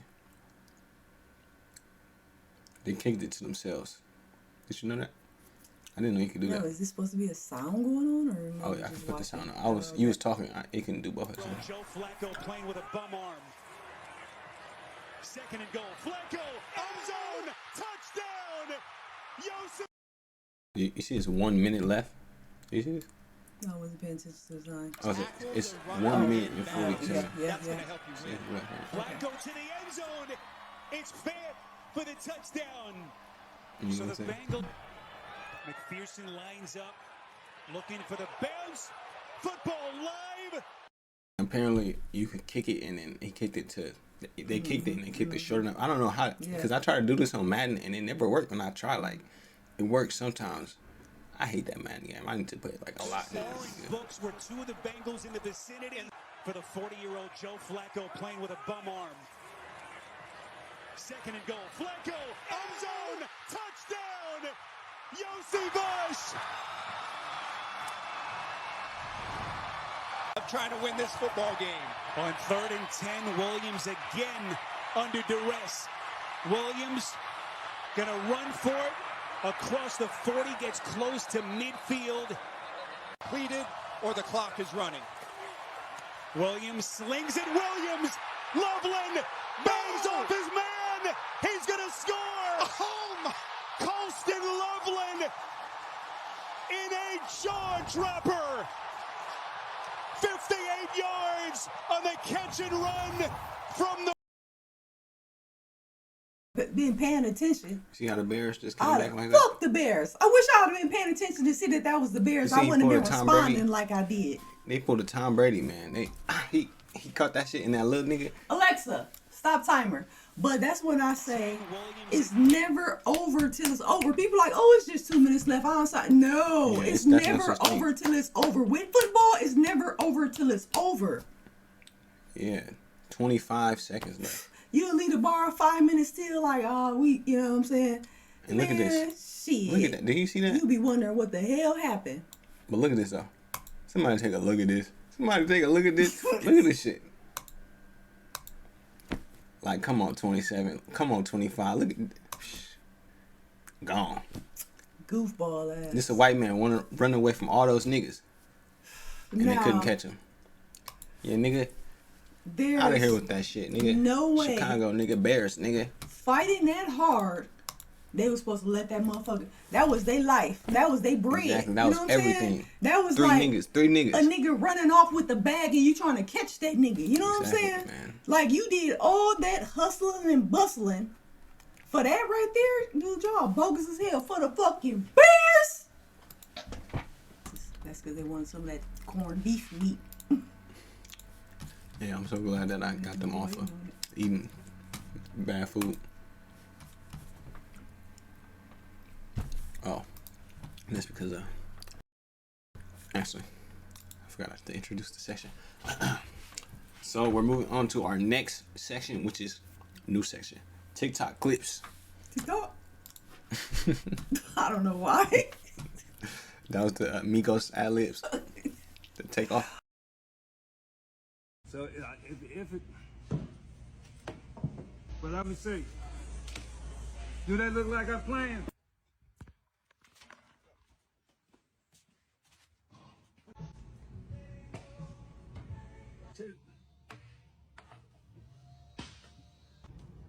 No. Today. No. Hey. Throw it on the ground. Huh? You tell me. Look at that. That's genuine. Y'all better know something. Got a little line of folks standing out here already. Boy, look at them. They're telling this. They came to find out was tenderism real. Tenderism is definitely real. Destination, what they say, one in the nation. Booyah, we finna ride.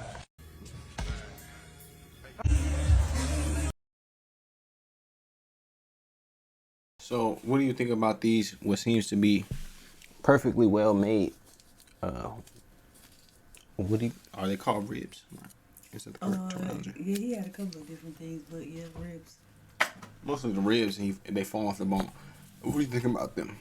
Do they look appealing to you? So goddamn good. They probably got so much flavor. I want some so bad. I was pissed when I seen this on Instagram and seen it within my state. I was excited. Oh, look, it's a fucking wood chip. Ooh, ain't that a bitch? We're out the Yeah. recall. Yeah, no. Like for real, you should probably call, because I had found something in one of my cans of soup one time, and I did call to back a number. I said, dude, it was like a piece of paper. I said, I don't want to. They're trying to give me a gift card or something. I'm like, no, I'm just letting you know, my homie. I found this in the fucking can of soup. A piece of wood. Well, shit, maybe I can put it on camera. Yo, Type shit. it was a piece of wood up in this bit. Should I not keep eating it? I'm gonna keep eating them. But You can keep eating it. I'm gonna keep eating them. You know, the same thing happened with rice and beans. Yeah. If you eat beans, it's a chance that it could be a rock up in your beans. That's wild. That's why you're supposed to go through all the I do it sometimes. I don't. But Good yeah, thing I that didn't shit just look eat that good shit. as a bitch, man. It look good, and I like how he blew up from his advertising.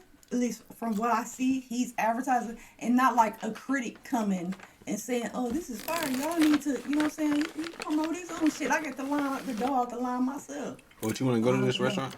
I do. All right. I don't know. You know what it is? What? Would a Caucasian man being the owner of the restaurant and this person being a chef affect you wanting to go to the restaurant? I wouldn't give a fuck as long as he's cooking. Shit. As long as he's cooking. Oh yeah, so Shit, it don't matter. His recipe, or he know how so to because do it's it. not black owned, quote unquote, you would still want to go there. I don't care who owned it. If he's cooking and he's the chef and those ribs fall off the bone like that right there, I'm going. Okay, that makes sense. And it's really the only one way you can really view. There's no way, because apparently he's not the owner, and people were like, "Yo, he's not the owner." Give a fuck. We going for what he's advertising. Yeah, exactly. But there's something very interesting that happens. Oh yeah, we're moving on to the next topic. I was gonna say, cause he could, if people feel like that, like he could do all that, he can get known, and then he could open up his own shit and do his own thing. Very But, good. you know. But so it's very weird. So if a black person like me, I'm black, like all the way black. Well, not all the way black technically, but I'm black enough to be black and not identify as a. I don't know how to say the word. I'll just say. I don't know how to say the word. I don't have to really identify as a mixed race person, I guess, right? Because I mean, both my parents are essentially black, right? Basically, well, right. So I don't consider myself black. Put it like this: only got I one identify as black. non-black grandparent, right? So if you add up my previous or relatively recent ancestry, 3 of the people who I descend from are black, right? One of them is not black, right? So by that I mean I'm black, right? I'm a black person, right? Right. An interesting thing can happen where one black person could have sex with a, let's just say white or Asian, because with those it really varies. With Asian, you can literally like be 100% Asian. Like Asian people have the strongest genes ever, but I can create like a mixed race child or whatever with a white person or Asian person, right? And a very interesting thing can happen when my child identifies as black if they choose to, right? So if I have a mixed race child with a white woman, right, and that child identifies with black, right, and that quote unquote black person child has sex with a white woman itself, Patrick Mahomes, what is that child? Is that child black? I wouldn't consider the child black because they So like Drake's son, you wouldn't consider Drake's 75%. son black? Well, people look at it different. Like, I feel like if he want to say he black, he could say he black with the blonde hair, blue eyes. Well, in America, yes, in America. Because he's 25%. You know what I'm saying? It ain't like well, I did a ancestry DNA and I'm 3% from Sahara. You know what I'm saying? But like, if he wanted to call himself black, he 100% got the right to say he black. But me personally, 75%, I wouldn't consider him black. You know what I'm saying? I wouldn't categorize him as black.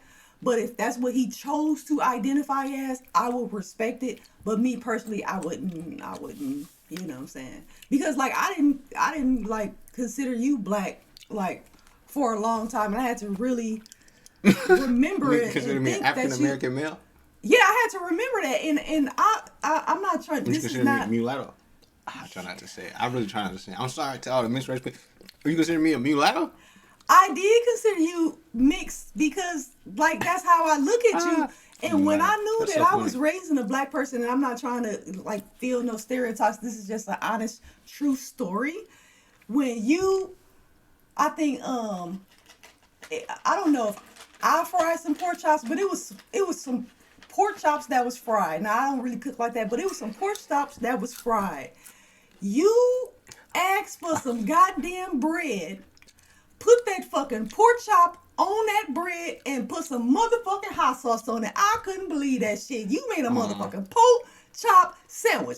I ain't never seen no shit like that in real life before in my life. And I was like, oh shit, I'm raising he's black. I forget he's 75% black. So, Even if I would have did that. and I'm not saying like because he ate a pork chop sandwich with hot sauce and shit, that make him black. But I'm just saying like, that's when I realized, like, okay, it's so he's funny. not, I gotta. His view is different from mine, growing up. So Yeah. Well, basically, me, I say black is, phenotypical. It's very strange. Thing can happen where a light-skinned black person could look mixed race, quote unquote, and a mixed race person can look like a light-skinned black person. And another interesting thing where a mixed race person could date a light-skinned black person and their babies could look mixed race. Or you could just have a bunch of light-skinned black people so much so where you are black, you don't have any white ancestors, like your grandparents are all black, but they're all light-skinned black, right? Which would technically mean, I guess, there would have to be, all the way up in the ancestry, right? But when it comes to being black, not black, quote unquote, the spectrum of black, I feel like, is based on how you appear. So if you're a light skinned black, mixed race black, if you present, or if you have I don't know, if you're a light skinned black person and you look, or if you're a mixed race black person and you look like a mixed race black person, then I would consider you black. If because there's no mixed race and you can't identify as mixed, right? So you don't have really a choice but to identify as black. Like if you went to somewhere, or on your DNA thing, or what's it called, the ID thing, the way that the American system works is just they literally create races. Like they say, oh, are you from North Africa? Then you're a white person. Like you have to fill that out on the census. So you really don't have a choice in the matter, because in America the way that race works is a specific way. But basically, I was saying all that to say that I would consider you black if you consider yourself black, or even if you didn't, or if you said that you are not black, I will also consider you not black, even if you appear black. If you're from Dominican Republic and you say I'm not black because where I come from there is no black, then I'm not gonna call you black. If you're from Mexico and you're super duper dark skin from Mexico and you are technically black, but you say I'm not black, I'm from Mexico, I'm from this tribe in Mexico and we're not black, I'm saying okay, you're not black. I'm gonna, what I'm saying, me, it's self ID, but I am not. I got a question, right? Or this is where it all wraps around back to the Adonis thing, right? So my belief or my understanding is that this is a quarter black person, right? So what do you think about? Oh, you got anything else to say before you was gonna say? What you gonna say? I kind of did, but I could see where the video go. Okay, so what do you think about this? The weird one for checking the ingredients of what I eat. Like, nigga, get your 3,000 ingredient snap meal out of my face. I am not the weird one for checking the ingredients of what I eat. Like, nigga, get your 3,000. So what do you think about Brittany Venti, who literally 10 years ago was just a low cow, who somehow rebranded into some conservative / new, I don't know what she is, I think she is a conservative right winger. You talking about her right here? Yeah, her Brittany Vinty. Yeah. Okay. She rebranded now. You know, she's a TikToker. You don't understand how this is a crazy bounce back. But yeah, this is her. So what do you think about her? Okay, so and basically using her black ancestry to just drop the N word and get views on TikTok. that's basically the circle around. So what do you think about that? Okay, so if she was just a regular person, then I could see it. But if you're saying that she was this one way, you know what I'm saying, 10 years ago, and now all of a sudden she coming to be another way, you saying she like... Yeah, I never heard her say the N word before. I didn't even know that she was black. You know what I'm saying? Until I seen this video. You could see that she got some black in her. Nah. I thought she was Asian when I first seen her. Nah. I could see it. Like, she looks like one of her parents might be mixed. Oh yeah. You know what I'm saying? Yeah, she looked like one of her parents might be mixed. But I don't... Maybe Hispanic or something. That's what I would think. I don't see anything wrong with it. I would classify her as a Caucasian. No. Do you have another video, like, on this topic? This is the one video. What I want to say about this, and I say, like, oh, I don't consider myself black, you know, but I identify as black. And, like, looking at this young lady, like, it was a while ago when I stopped saying that I was black. And the reason why I started doing that was because I watch, like I said, I watch all type of commentary and stuff like that. So I watch some, commentary by, black women, dark-skinned women or whatever. And I heard them talk about mixed race people and how, they think that black people think that they're allies until, it doesn't apply to them or something, and just saying how mixed race people hop in and out the race when they choose, and whatever benefits them, they have that luxury of doing that, but black people don't get the chance to do that. If you black, then you just black. You can't hop in and out what fits best for you. And I used to do that. It depends on what was going on, what I would put, what I would identify as, and a lot of things that it is. I mean, I would, and it's like a lot of the issues that they talked about, like, I couldn't relate to at all. I had no idea what they were talking about, so I realized that, yeah, I am biracial, and I just identify as black. And what made me say that, oh, whatever you consider yourself is, okay, I would say that, because I was looking at videos and stuff, and it was this girl, skin like that. When I say she had red hair, just like that, like, she looked white, 100% white. You can't tell me this girl wasn't white. She looked white. She had a black scent, you know what I'm saying? But she was on there, and she was like, I'm black. Y'all can't come here and tell me that I'm white. I don't care what I look like, my hair, my skin, whatever the case may be. I came from a black woman. My mother is black. I was raised in this community. Y'all try to make it seem like I'm trying to talk. Yeah. So it's like, you never, really true. You never, so if you say that that's you, you know what I'm saying? Well, girl, stop playing you white. You know what I'm saying? Like. But a black woman, only. A black man cannot do this. If you're a black man, you smash a white woman, you cannot have a white child. It's impossible. Or I think it might be possible as well, but if you are a black woman, you could have a white child. When I mean white child, you could have a blonde hair, blue-eyed white child if you have sex with a white man. It is possible. It's documented. It's factual. It's a fact that it can happen. And you can, like, there's certain, hello. You can tell the Tia and Tamara are biracial, black and white. Like, I never thought that they mama was the black one when I would see them. You know what I'm saying? Her dad is a Negro. Who?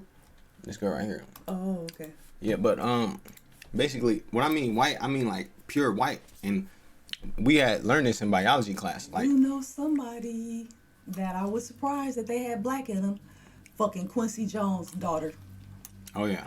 I would. Well, she looked like a half-breed. No, I was surprised when I found that out. When somebody was interviewing, she was like, "Oh, you have a beautiful tan." She was like, "Well, yeah, I'm black, so there's that." You know what I'm saying? I'm like, what the fuck is she talking about? But then when I looked, I said, "Damn." Yeah, she is. I think Quincy Jones, isn't he a coon? I heard he was a coon. I don't know anything. I think he might have been a coon. I think he was playing people out their money back in the days, allegedly. But We learned about this in biology class. The teacher, he said, "Oh, there's no such thing as race. It's just phenotype." But you know, genes. You get genes from your parents. It's a case that you could only really with a black woman, but you can really as a black woman, you can have. I don't really know how to say it, but you can really you can literally have. It can happen. You know, it's really crazy. Like, you got to see the pictures of it, because you wouldn't believe it if you see it. But if you see the pictures, like, what? How is this possible? But yeah, so for that lady who he was talking about, who said like, "Oh, I might look white when I'm black," but yeah, that's the thing too. And it's also a thing that happened where certain, like, I don't know, like Mexicans and Asians and Indians can just have super duper dark skin that's darker than like black skin. Yeah, facts. It's really crazy. And some of them consider themselves black as well. It's very interesting how it works, but we're moving on from that into this. I don't know what most of these clips is. I ain't gonna lie, I forgot, because it's been so long. Then I was fucking a guy. So that's basically it. She thought I was gay. I was at her place and she walked in. I was fucking a guy. So that's basically it. She thought I was gay, but I'm not. I'm not. Anyways, LC9ine has 15 years of experience and have seen. You know what it is. Actually, we talked about this before, because that one dude, he was like, "Oh, I'm not gay anymore," the Christian dude. So I actually was thinking about this, but I actually had to rechange my mind, because Flacco, he came through with some high IQ thing. So, all right. So do you think that you can be gay, quote unquote, and then stop being gay, quote unquote, right? Is that possible? You think that's like a thing? I do believe so. Yeah, I also believe so. I really do, right? So you would literally just have to stop engaging in action, right? And I remember Flacco, he said, "Yo, you can just do something one day and just wake up and decide that you never want to do it again." I'm like, "Oh yeah, you can't. You literally could do that. You can just wake up one day and be like, I'm never gonna put on shoes again," right? And you can literally do that, right? It's crazy. But you know, as for that nigga, I think he might have been coping, because that's a crazy story. You say what? I think he might have been coping, because if you got walked in on smashing the dude, you talking, "Oh, I'm not gay though, but she thought I was gay. That's what she broke up with me." Bro, she walked in. What are you talking about? Like, nigga. Maybe she broke up with him because he was cheating, not because it was with a man. Oh, yeah. Scientists placed a Oh yeah, this is so good. monkey and her baby inside a pit and slowly filled it with water. At first, the mother held her baby high. As the water rose to her belly, she lifted it higher. The water reached her chest. She raised it even higher. When it touched her chin, she stretched as far as she could, keeping her baby safe. As the water reached her head, the mother began to drown, and in desperation, she dropped the baby, stood on it, and saved herself. So, what really matters? Sacrifice for love or survival at any cost? Comment below. Scientists. So, what matters? Saving yourself or your child? I think it depends on who you are. I know a lot of people who have self-preservation. They don't give a fuck who it is. Yeah. Me, myself, I'll sacrifice myself for my child. Yeah. I feel like you got to. I feel like I lived a nice life. You know, I don't want to die. I don't want to die. I want to live on, you know. But if it comes to my life or my child's, I would sacrifice my life for my child. Yeah. Now, if I was in my 20s, I ain't gonna lie. It depends. You know what I'm saying? 32 and younger, I don't know. And that's not just because, like, I'm in the age where I can have another kid. It's like, nah, no, let me stop jacking. When I had my child, I lived. If I never lived life again, I was cool with that. Because I lived enough life before I had my child, partied, I experienced a lot where I was ready to settle down and I was content on just being a mother. So yeah, I most definitely would sacrifice my life for my child.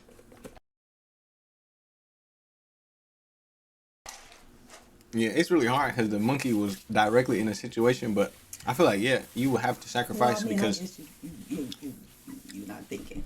Oh. I was gonna say that he was fucking. He could have threw the motherfucking baby over and but still climbed. She's dumb. Yeah. But put in that situation, I guess you never know what would happen. But I would hope that I would sacrifice my life for my child as well, because like, ain't that the point of life? You know, especially as a man. You're a man. Hold on now. You know, just let me think about it. Like, I got one kid who I love dearly, but people have more than one kid, and some kids they motherfucking parents don't like. You could love family but not like them. You know what I'm saying?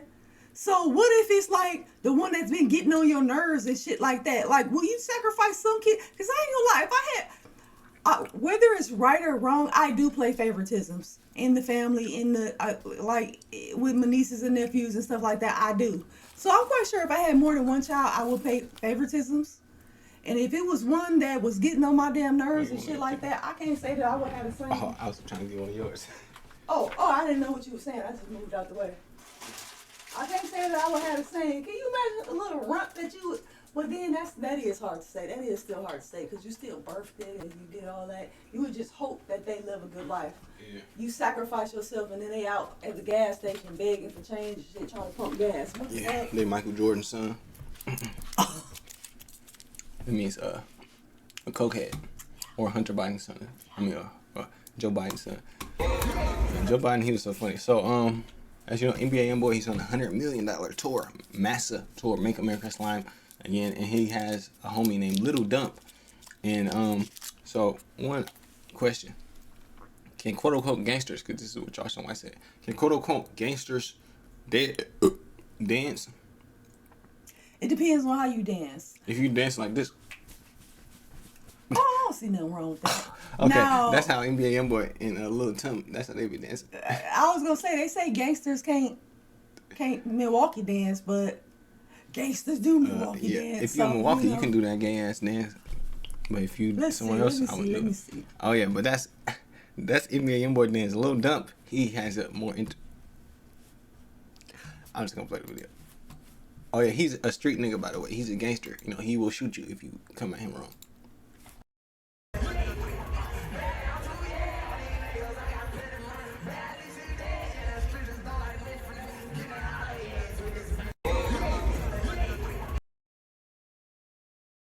What do you think about that? You don't watch it again? I thought you was gonna say.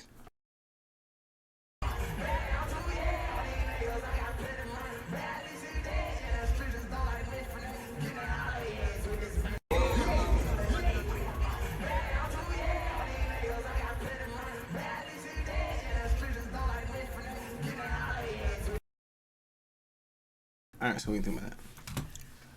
I'm a different type of nigga. You know what I'm saying? Like, I'm with the shits. I don't have a problem with it. I don't have a problem with it. I don't have a problem with it. I don't. And I respect the nigga the same. You know what I'm saying? I respect the nigga the same. I don't have a problem with it. I don't know. I don't have a problem with it. I was gonna say I don't have a problem with a dancing ass nigga. Like, I used to, but it's like I don't, because I like to dance. I can't dance. I like to dance. I like to have fun. If the right song come on, I could be in Foot Locker. I want to dance. You know what I'm saying? I'm not saying I'm gonna be twerking and shaking ass, but I will two-step. I will feel the music. I don't give a damn where I'm at. That's just how I am. So I like a person, if I'm somewhere and then some shit and then they'll do some shit like that. Okay, hey, we gonna hype each other up. So I don't have a problem with it. You having fun and shit like that, yeah.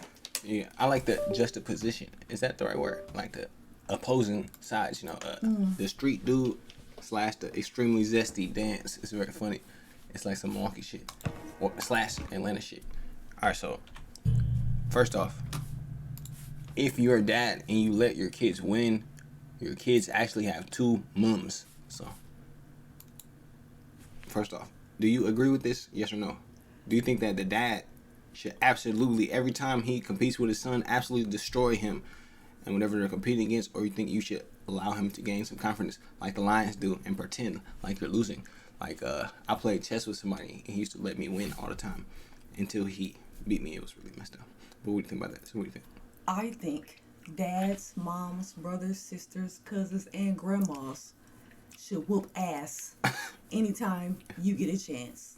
You know what I'm saying? I bet you and would the say only that. time that I would, like, if you feeling defeated, Yo, you just saying that or because something like that. You gotta think about a normal kid though, who has normal. So, was Handsome?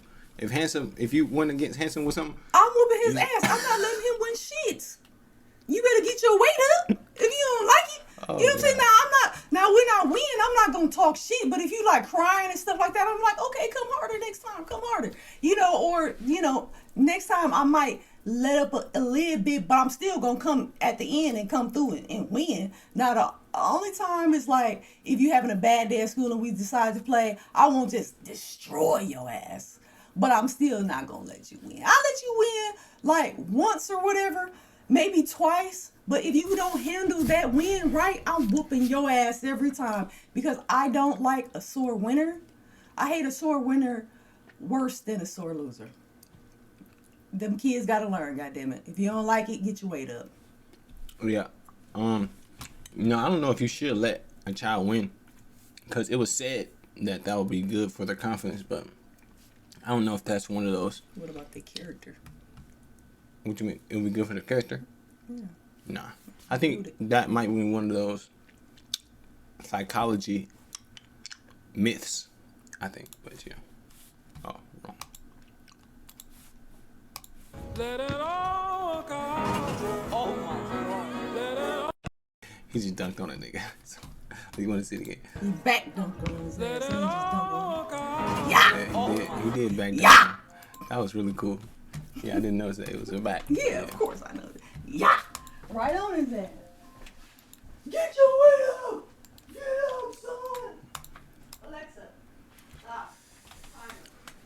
I wanted to get it, but he asked, so I was like, F it. Yeah, it's been so long since I got a fucking flu shot. Hope I don't get the flu and fucking die. That was okay. Yeah. I know. Ever since I got sick as fuck during COVID. Mm-hmm. Okay, so, you ready? Mm-hmm. So, Charlie Sheen. Hold on. Charlie Sheen talks about, well, let's see.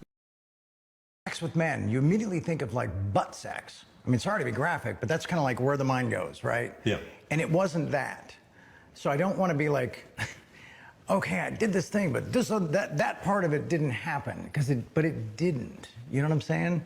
I don't know that matters, but that's the only part of it that I'm like, it wasn't full-fledged, man. It was that like you'll experiment with in college, I never went to college, so maybe that explains it. But it's not a shame thing. Yeah. It's just kind of like that's a bit of a broad category that was more specifically, there was curiosity about that was more specific than that. So, Charlie Sheen, a.k.a. winning, a.k.a. you can live through anything if magic made it. So, what do you think about Mr. What's his name? Charlie Sheen revealing that he, to my ears, Kanye West / tanked somebody, or got tanked / Kanye Wested. What do you think about that? I mean, I'm not surprised. Yeah. He did a lot of drugs and he had a lot of sex. I mean, I'm not surprised. But he like, no butt stuff though. Yeah, which means that he was, because apparently you have like a low chance of getting AIDS from a female if you're a man.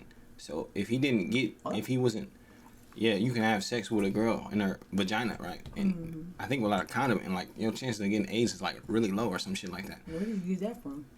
Well, because you get AIDS like via blood transfusion. Like, but I promise you, like you can Google it. It's like a fact, right?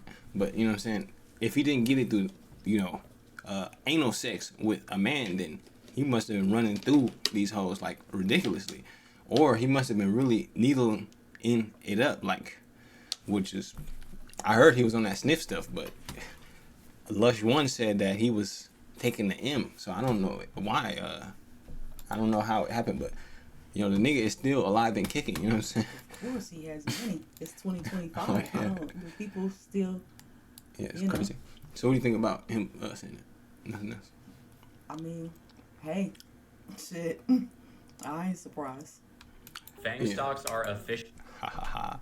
So in the video, which is $1 trillion company, the largest company on the stock market right now, the largest company of all time. All of the biggest company, like they said, the European Union, they don't have any countries in the top 25 anymore. So this guy's talking about the new 2025, or you say 2020s big stocks. officially dead. And if you don't know what FANG stocks are, that's basically the acronym for big tech companies Facebook, Apple, Amazon, Netflix, and Google. But since Facebook changed their name to Meta and the whole AI revolution has changed the big tech companies, the new acronym is MANGO. Meta, Apple, Amazon, Nvidia, Google, and OpenAI. FANG stocks are officially dead. And if you don't know what FANG... What do you think about this truth that's being dropped? What do you think about the fact that Nvidia, and this is crazy, OpenAI, which Nvidia is the most valuable company because what they're planning to do with AI, like in the next like 5 to 10 years, you know, what do you think about that? I'm not really tapped in like that yet. Oh, I'm stubborn. You know? Yeah. It doesn't give me time to adjust. As soon as it's like one, then it like upgrade and then it's better and it's like now you can't even tell. So I'm still kind of like, I'm still trying to figure out how I feel about it. What do you think about Netflix being removed? Yeah, they should, because fuck Netflix. They take too long to upload new series, especially Netflix original. It's absurd. And they you have cancel all of the this good money, ones. right? You have all this money to play these stand-up people, this, and that. What about the shows that we like? What take you so long? I tap into Netflix for 1 month to watch something that came out, and it's not something that you can like have for months and months and months on end. Facts. Too It's never worth many it past 1 month. other streaming sites that has things that you can tap in and watch on a regular basis over and over and over. Even And we'll do a season every year. right, I was gonna say, and their originals they upload. Facts. Like seasons. Like, come on now. And then y'all have it where, you know, you paying higher for a different quality and all of this and all of that. Like Netflix, y'all sleeping, bro. Don't nobody fuck with y'all like that. Yeah, they Nobody fuck dropped with y'all the ball like that. during the pandemic. That's when And they y'all became way trash. higher. No, and let me tell you, like I said, I tap in for 1 month or whatever, and you know how you be having shit that you be forgetting about and all type of stuff. Netflix is one thing I do not forget to cancel, because fuck Netflix, because y'all be on there and y'all don't have shit worth even circling back to. Yeah, that's You binge whatever the fuck you got to binge on for that month, and fuck Netflix. Yeah, that's y'all need to lower the price, bring motherfuckers back. Yeah, exactly. But I don't think that's gonna happen. It's not. I wonder, since Hulu and this is crazy. So Hulu, HBO Max, and Disney Plus, they're all Netflix K. You know what I'm saying? They clicked up against Netflix. It's crazy because I didn't know people still bought Netflix. Apparently, Netflix is like the iPhone of streaming services. It's like the default one that you have when you have bands. Apparently. But look, check this out. Netflix is $7.99 with ads. But then it's like $17.99 without ads. Why the price difference is so high? Why is the price difference so high? Now, if it was like 15 or something like that, then it would be different. Maybe motherfuckers to fuck with y'all or something like that. Them, you know, advertisers pay. They, you know what I'm saying? Advertisers pay. Man. They paying for that extra 10. That's where it's going. Them ads. You watching them.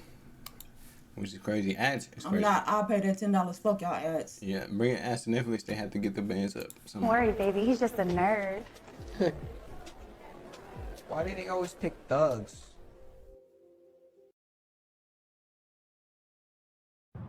Hey, baby. Remember me? Beat it, chick. Why can't I find a good man? Don't worry. This is just an AI version of a comic. Like a meme comic. You see this? It's of... Don't they worry. got rid of the comments being on the side. Yo, TikTok is like... It's you know, Meta is better, but TikTok is hard to beat, man. So, this is it, right? This is the... They fill in the shits, right? And somebody filled it in with... Hey, baby, he's just a nerd. Why do they always pick thugs? Basically, you get it. What do you think about that? Is it base, not base? Funny, not funny? Lame, cool. It's not really funny, but I I don't want to talk too much on the topic because this in another episode is something that I want to go deep into that. Oh, okay.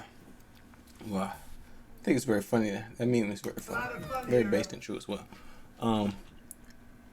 Donald Trump, who doesn't like to work out because it hurts and eats McDonald's every day. 1 year ago, not to today, but till October 20th, he went to McDonald's, and I don't know why. It was a weird campaign. 2024 was a weird year. Oh my God! Oh my God! Look at all the fake news over there. Hello, everybody. You can fake this, And right? you know this is compliments of Trump, okay? Yes, thank you. Mr. President, please don't let the United States become Brazil, my native Brazil. We'll keep it good. Please, please. We're gonna make it better than ever, okay? Thank you. Thank you. Thank you. It's a pleasure. Yes, thank you.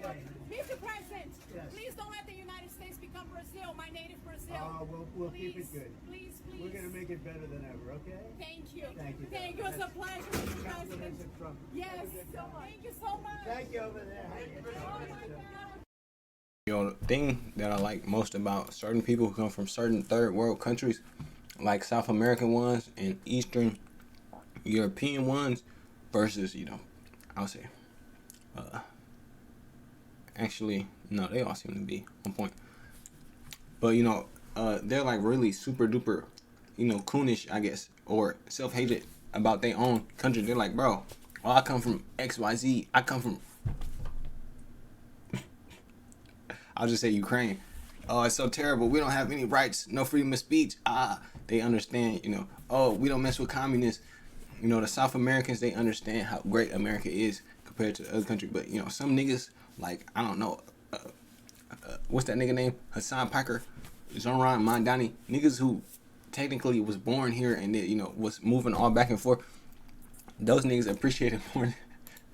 I mean, those niggas were appreciated less than niggas like her from Cuba and Brazil and other countries like that. That's crazy. So what do you think about that? Do you get banned from your country if you say some shit like that?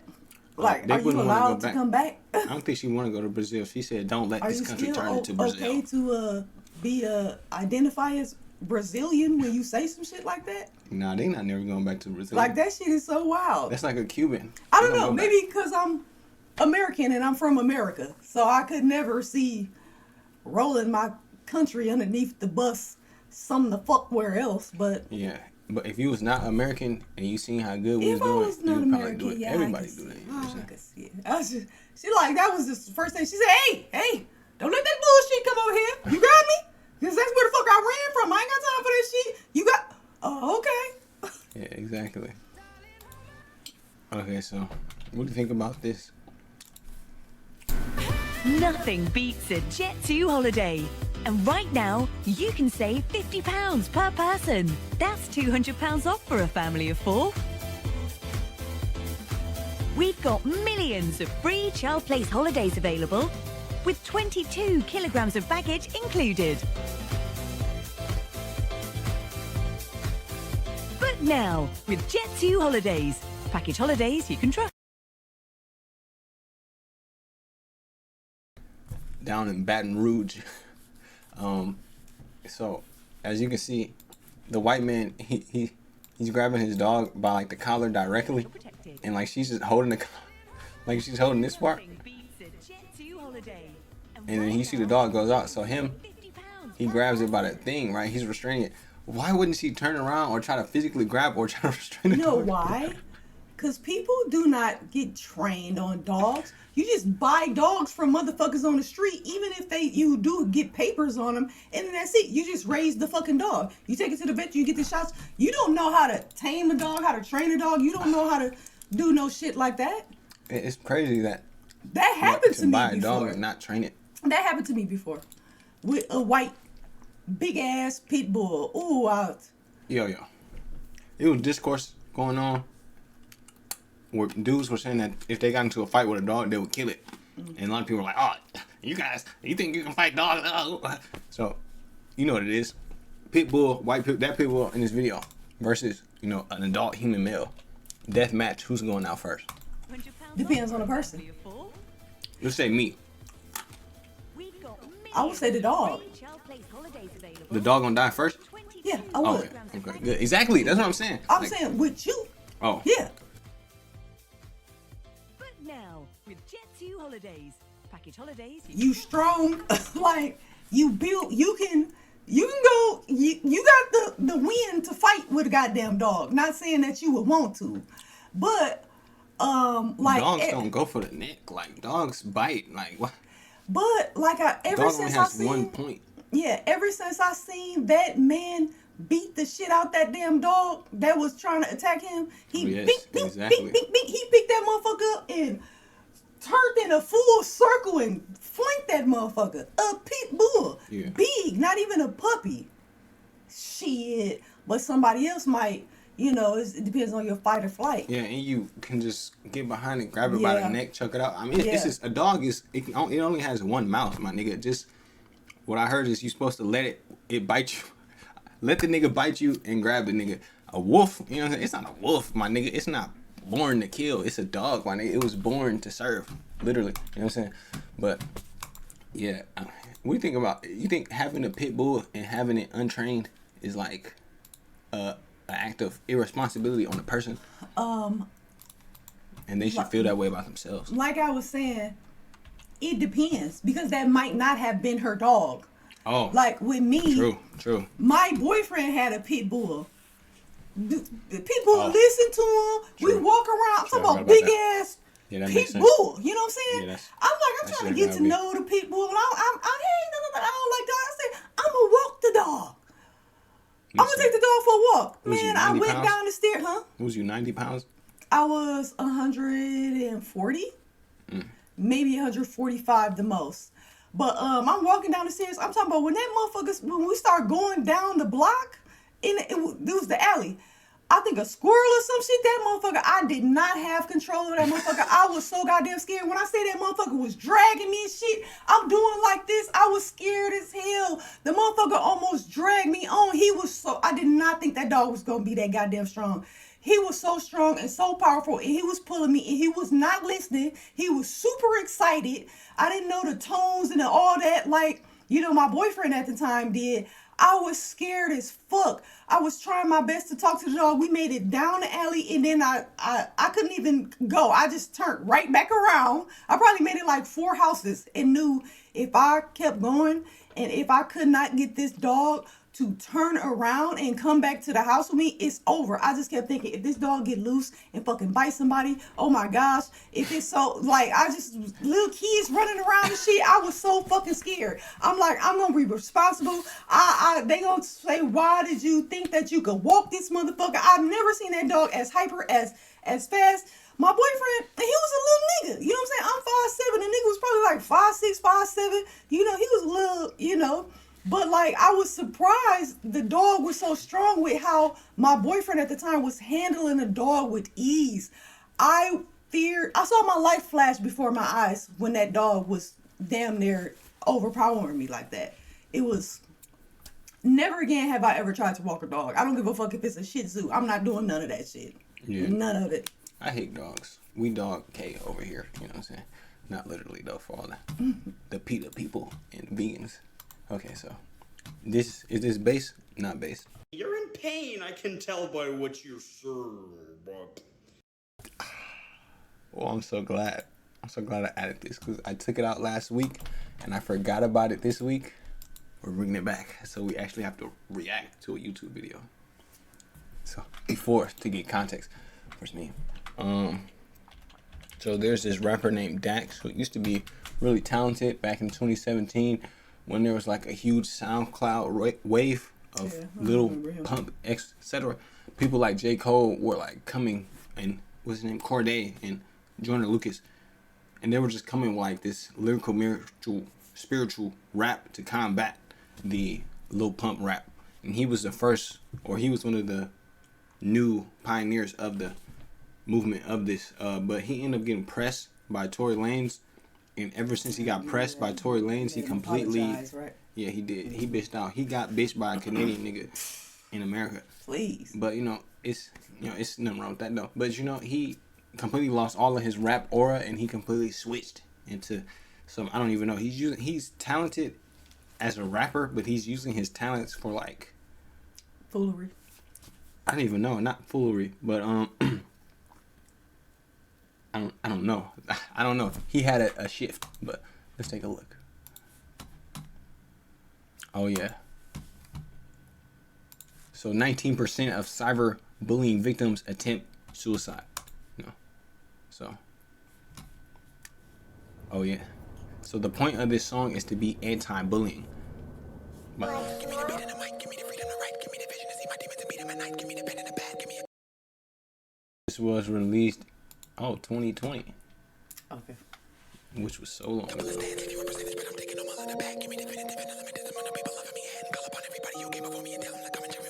Smoking, man, I'm sick. But I think you know that already. You call me evil, but how would you know it unless you live it already? You think you're better, right? Cause nobody's seen what you've done in the dark. But if I put your life in this light, you would crumble and fight to survive or die. But bitch, I fucking knew that already.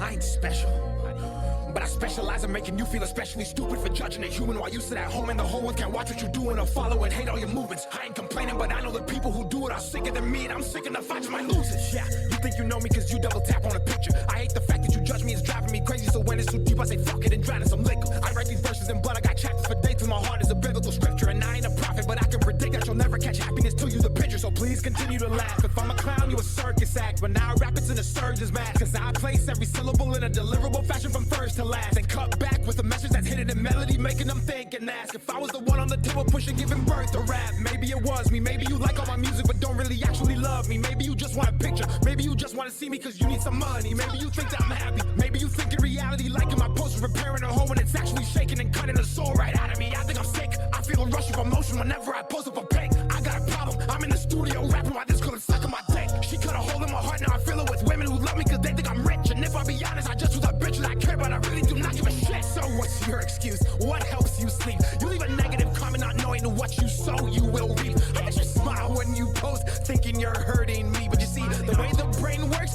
you become what you speak. I need peace, but y'all can offer that. I held my ground, I didn't sell my soul. I said fuck the fame, y'all can take that offer back. Fuck a shelf, you can't take me off the rack. All the fame is not worth the heart attack. You're insane, you're in pain, I can tell by what you're saying, but my bad. I forgot you were fragile. I forgot someone who doesn't even know me told you I'm an asshole. I forgot that I'm the villain. I forgot that I've always spread positivity, but you think I didn't. I forgot that hatred stems from people who hate their own existence. I forgot I'm better off alone. I forgot I care for everyone's happiness, but forget about my own. I forgot I spend every waking second on my phone. Come join my circus. I'm recruiting. I'm taking everyone who passes judgment, bitch, that's including everyone who thinks it's so amusing to put me down while I'm pursuing the keyboard warriors that live online behind the screen, that's just an illusion. Come join my circus, you fucking pricks. I'll fuck you till you love me, then pay you to do some tricks. I need the doctor, I need a bag of nails and bricks to lay down on the floor, so if you fail to land a flip, you can feel what I felt when you tried to come sink my ship. Let me explain, you all help me financially gain. I spend my money on mental health books and read them just to control all my pain. I don't wear clothes, but bought this chain, and just like you, this chain is fake. I wear it to distract you from the blatant sadness written on my fucking face. What'd you expect? Did you think I wasn't immune to what you were saying and didn't see all of the disrespect? Do you think I'm not human, have no feelings? Or maybe you think I'm fucking weak and now I'm pleading? Maybe you think I'm just too good and that I'm fucking cheating? Or maybe, just maybe, you're blind and the hate inside your heart clouds your eyes and your mind and your ears when I rhyme, even though we all know I'm one of the best of all time. Or maybe you're just a fucking bitch and I can't. Stop comparing me to people who are not in my league. Stop saying I don't believe in God just because you can't read. Stop making fake profiles so you can spam my feed. I'm not alone, I know there's millions out there just like me.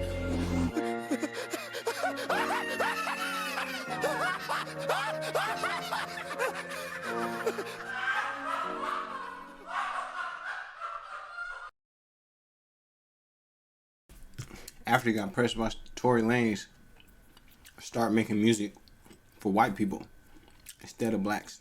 That's what I meant to say. Before or after? This was after. Okay. You know, so he stopped making music for blacks. Stop talking about black shit in his music. Stop collaborating with black artists.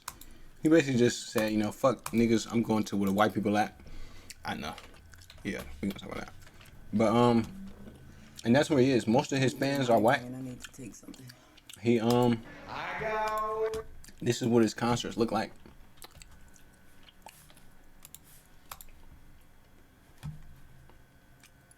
You know what I'm saying? I don't care what his concerts look like. I Oh want no, to hear what his sound was. Talking about these niggas, yeah. But basically, I thought they was playing some of his music. Dax was pretty much all you wanted to listen to. Yeah, The song. he said he make It's music very for bad. white people now, so I want to hear what Oh it yeah, sounds like. it sounds very white. I can play it for you. I got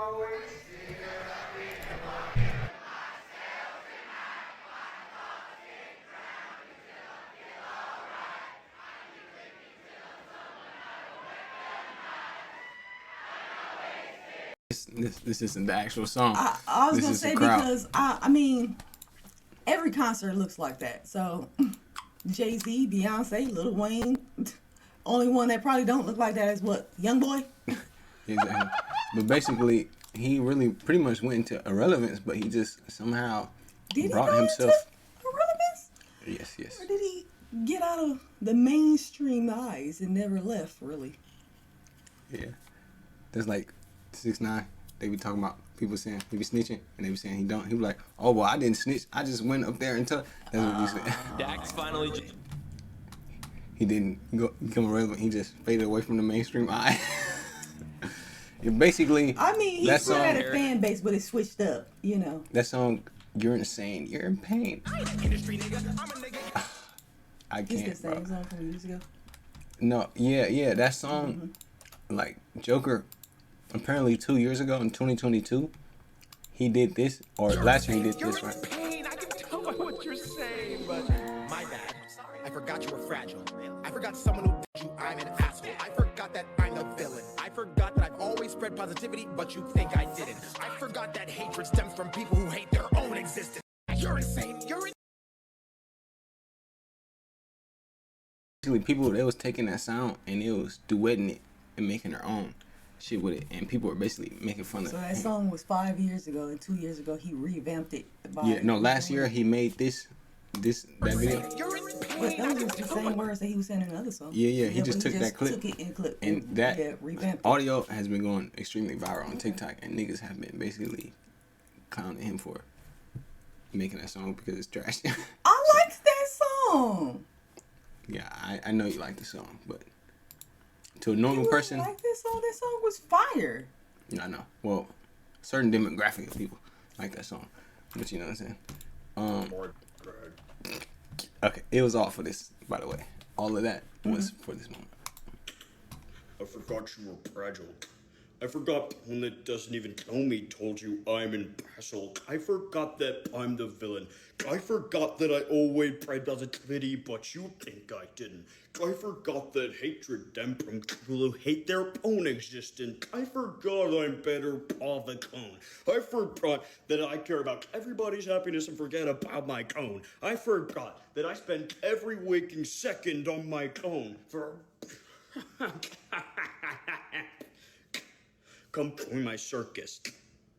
I'm recruiting. You're insane. What do you think about that? I think he killed it. Yeah, he did. I think he killed it. I was gonna ask, was that him making the other sound too? But I see that it is. Wow. Yeah, he killed it. Was that worth watching the Dax video? It was. It kind of reminded me of a swarm of whoever. Damn, my fucking memory. Swarm of agents.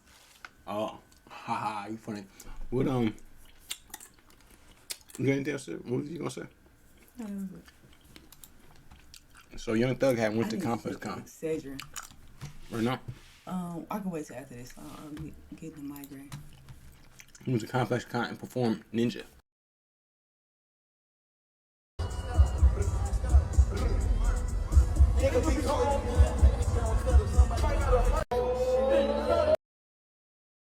So you know what it is.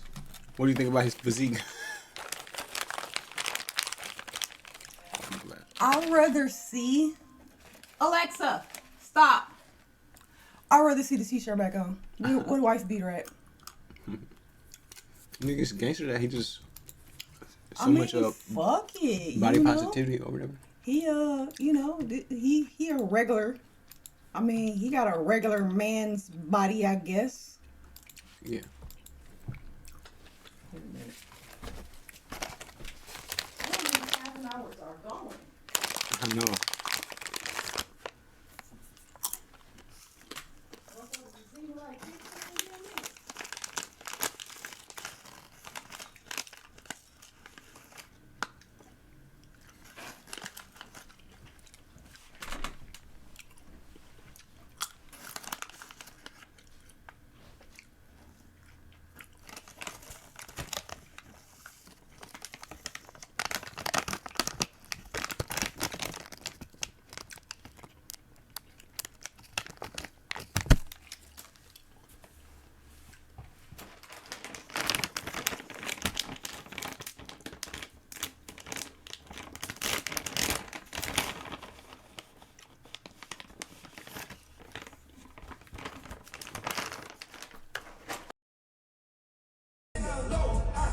We trapping and rapping the bitch. We put this shit on his toe. We still out there saying was yeah. We putting records on the hoe. My nigga, I'm just getting geek. These fuck niggas sitting in toe. You know what the question gonna be. Have you thought about this song since the last podcast? Or last time you heard it? I have. You have? I have. Oh, which part? The rapping part or the N-word part? The N-word part. Or what? What was you thinking about? Did you see somebody and then Nah, you start hearing I don't know ringing why in your it head? popped up in my head. I Oh well. don't know. I think I was thinking about what he was saying about it or something. Do you think it's fire? Do you agree with that it's a fire No, I song? don't. No, I you still still think think it's it's not trash. fire. Oh, well, it is fire though. I wanted to see them show the crowd. They didn't show the crowd. I want to see if the crowd actually said the N-word, didn't say the N-word. They didn't show that part of it. Nah, You know, I'll be focused on the wrong thing. That's what I was waiting on. I'm like, did they say it or not? They probably did though. But this is funny because children are stupid, but smart at the same time, but mostly stupid. So, what do you think about this? This is very funny. Her arm up in the air, and her arm stays up, then she's asleep. If it falls down, she's faking. Oh yeah, she is definitely definitely asleep. She is out cold. Look at if you put her arm up in the air. What do you think about that? That's absolutely hilarious. Played her fool ass. That's so funny. I wonder, like, was it time to get up for school, or did she have to do some chores or She something? had to do something where she didn't Whatever want it to get up. was, she wasn't fucking with it. That's F so y'all. funny. I'm asleep. Come back later. Yeah, I remember I used to do stuff like that when I was a kid. I would hate when niggas would catch me slipping, man. Like, kids just think they can do anything. So, what do you think about this? Is this based or is this super based?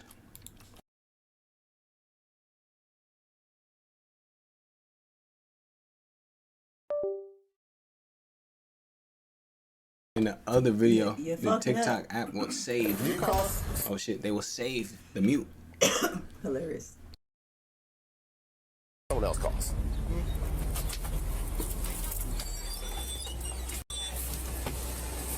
I did, but I ain't working with nobody. You okay? So they was gonna come in and jump me. You guys him. Oh, did one of them pull a gun on you or what? Yeah, it was a dude. He had a white shirt. He got a little red. He got gray pant jeans on. Yeah. A little wet blanket on his head. He threatened me. How did he threaten you? He said, first he said, you gonna come out here, I'm finna come out here and shoot you in your shit. Yes, both of you. Step out. Any firearms in you or in the vehicle? Here, I got one. Oh, that's Hey, Scott, come here. Put your hands behind your back. Yeah, call my mom. You call. Basically, dude right here, he was in the store, as you can hear, and the other nigga, he threatened him with the strap, and he called the police like a real nigga. So, what do you think about this? Fuck him. Shit, that's what he was supposed to do. He was supposed to call the police. I take all threats serious. All threats. I take all threats serious. I don't play about no threats. Goddamn it, don't threaten me. I take all threats serious. He's supposed to call the police. I fear for my safety, goddamn it. That's what they there for. Protect and serve. Do your goddamn job, sir. Yeah, I never called the police on nobody before, but, you know, after seeing that video, I realized that I absolutely should, you know. I'm definitely 100% calling the police. Next time, if a nigga threatened me with anything, I'm gonna say, what, nigga? I'll call the police on your ass, nigga. Put that nigga in check real fast, because I will call the police on the nigga. Like Charleston White. I was gonna say, or Charleston White. Lil Boosie. Was it Boosie? Who did he mace? Soulja Boy. Oh, okay. Yeah. Either or. Bear mace the shit out your motherfucking ass, bitch ass nigga. Yeah, but calling the police on a nigga is the wave. Like, I didn't realize that, but it's the future. You know what I'm saying? Hey, we all gonna be you know. calling the police on a nigga. Anytime a nigga threaten you, you gotta up 911 on that nigga. And they got them in all 50 states. The switch in reverse. You know, Young Thug ain't no snitch. You know what I'm saying? We can call the police and all type of shit, sue motherfuckers and shit. Like, this He is... was trying to help his brother out. This is, you know, I'm just saying. He's not a snitch. So, True. you know. Do you see this dog? This little dog? Sort of stubby ass. Oh, almost. It's like the pit bulls. They come from these dogs, right? Yeah, but those. I don't know, but I They think come those from are the bulldogs, ones right? that can't go on the plane. Oh. Cause they nose or some shit like that. I didn't know dogs can go on planes. What the fuck? Oh yeah, they can go on planes. Yeah, I think they be in the baggage area. Her badass. Yo, I never seen Michael Myers. Oh, it was unmuted. Oh yeah, it was. Yeah. You never seen any Michael Myers movies? I heard they were not good. Oh, they not, but you know, you still gotta watch them. It's the story. She bad as a motherfucker. She got to bounce into that motherfucker shit. She wasn't scared of nothing. Yeah, it's very funny. Boom. I didn't know babies had that type of mental ability to do it. I was shocked, but I would watch Freddy Krueger. Yeah, I love Freddy. But Jason is okay. He's worth watching. Yeah. Only if you binge. You gotta watch at least 2. And there's no Jason, the camp movie. Nah, I would definitely never watch that movie. What? That seems terrible. There's a lot of movies you say you'll never watch. They all be like, so I'd be so base for saying that I wouldn't watch them. You know what I'm saying? I might watch Star Wars though. I gotta spin back after seeing that they shot all of that. I don't know how they shot that movie. I can't believe they shot that movie in the 70s, and it was not green screen. Like they was building that shit. Like I gotta watch Star Wars just because of the shit that went into that movie, man. Like, what's his name? George Lucas, when he was making that movie, he went all out for it, so I gotta watch Star Wars, man. It's good. Well, I don't know about it being good. I watched it for the visuals. It is. I watched it, you know, within the last like 7 years, and I watched one because I'm like, let me see what the fuck they talking about. I with really all of should. this. I'm talking about I burnt it on out because it was a new one coming. I'm like, let me see what they talking about.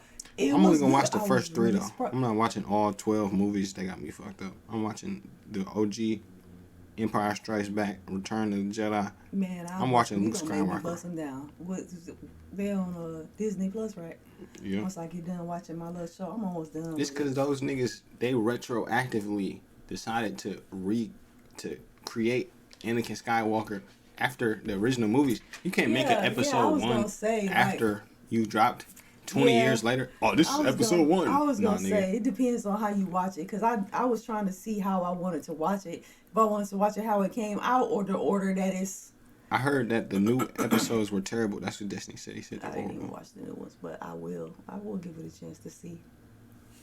Well, But you know, I have to go back and bust it on down because my memory suck ass, so I'll be forgetting some of the times I want to know what's going on with the current one that I watch. Yeah. Hold on, let me put this on here. Star Wars. That's gonna be the movie I'm gonna start watching. Since we got fucking Disney. Alright, so Do a woman have to say no for you to be like, oh, wow, she real serious about it? Once. They say no, bro, I'm out. Twice. I'm not like, I don't want to push it. But no mean no.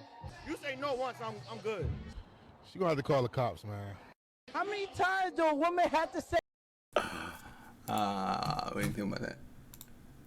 I show speed. Yeah, exactly. I show speed. That's so funny because it's true. Oh yeah. So remember I when hate a nigga like that. this was considered homosexual back in 2021? It's crazy how far we've come in the last 4 years.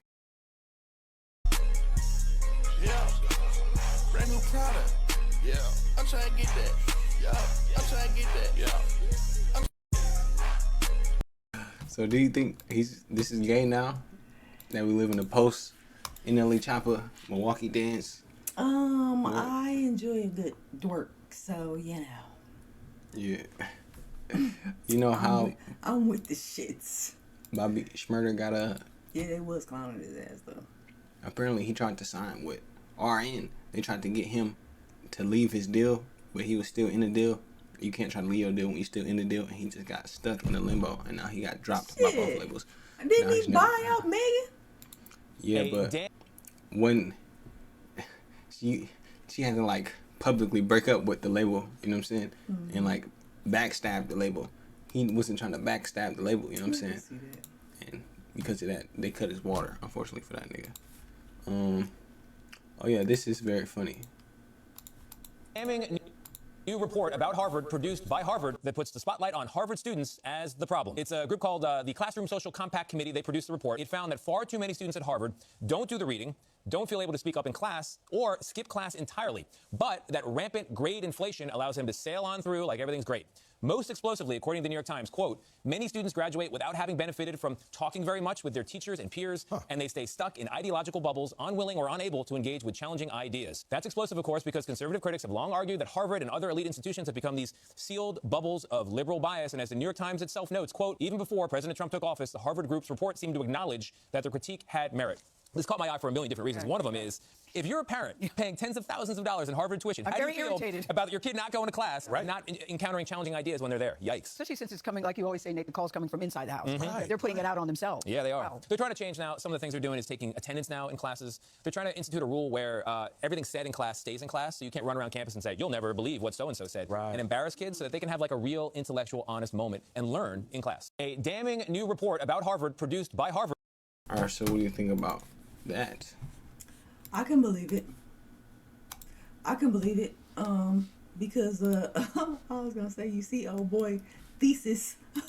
I was actually about to say that, Mike Israel. Yeah, and not just that. I'm not even gonna lie. Even in school, like, yeah, I like some stuff I'm not learning. You know what I'm saying? Like, where, and that's only because I'm able to, I hate to say pass without learning. It's just, if you smart, you can just do the work. That don't mean you retaining it. You know what I'm saying? Like, and I had to really think about my freshman year. One of the professors said, don't just do the work to get a good grade. Do the work to you know, obtain knowledge for the degree that you're going for, the field that you're going to be working in and stuff like that. But I said all that to say, it can be, There's somebody at the door. Hold up. It can be easy to coast your way, you know, through college. Get good grades and still all that good stuff, so. I don't know, it's the dogs. Niggas walking the dog. Yeah, Harvard. Yeah, this is facts. Only because I seen that Dr. Mike Israel study, I realized that, you know, to keep the name of the university a certain way, niggas will slide shit, you know what I'm saying, through the door. That shouldn't be there. Yeah. And, yeah, colleges are, it's just confirmed, you know, left-wing brainwashing, you know, sinners. You know, that's how people mostly become. Damn, they took down this nigga's page. What did he do? Hold up, fam. Damn, it must have been a fire video. But, I forgot what I was talking about. Oh, it was food, right? Was it about food? No, I'm talking about this video. Oh, yeah, this is what it was about. Okay, so. Bad or good? Right now we're here at Taco. What do you think about Taco Bell releasing a fucking Baja Blast Now each location apparently only gets 12. I'm not surprised. And I would eat it. Yeah, I would too. You know, that's no different from, we should grab you know, my homie used to make Kool-Aid pies. Remember Kool-Aid pies? Yeah. Man, that mug smack. It's ghetto as hell, but they good than a B word. So I don't think this is a difference. Yeah, this looks really good. I want him to cut into it and show what a piece looks like. I want to see if it's whipped in the inside or like, what does it look like? How much would you pay? It's cost $20. Oh, okay, that's not bad. Oh, it's not? It seemed like extremely expensive.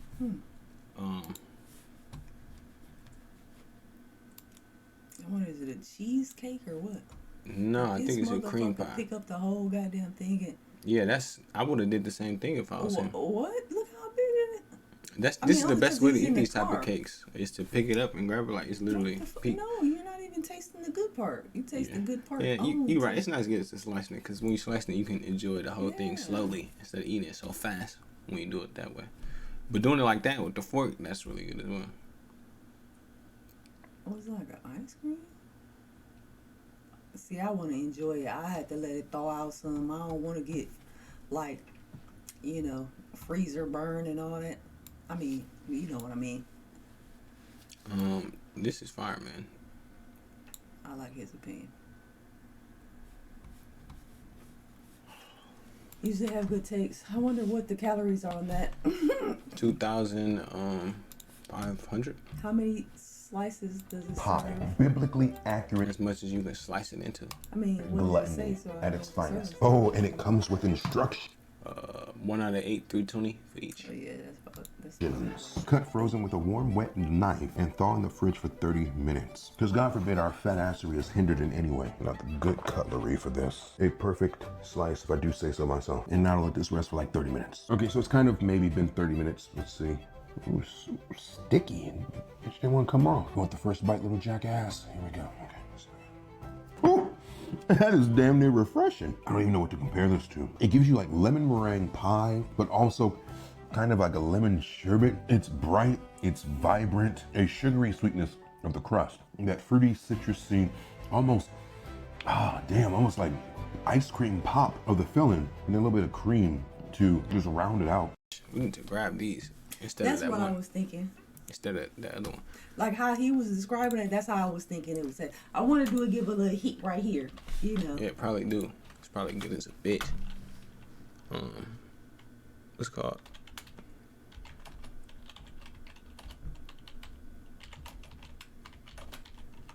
Man, Taco Bell, they probably sell those mugs like patty pies.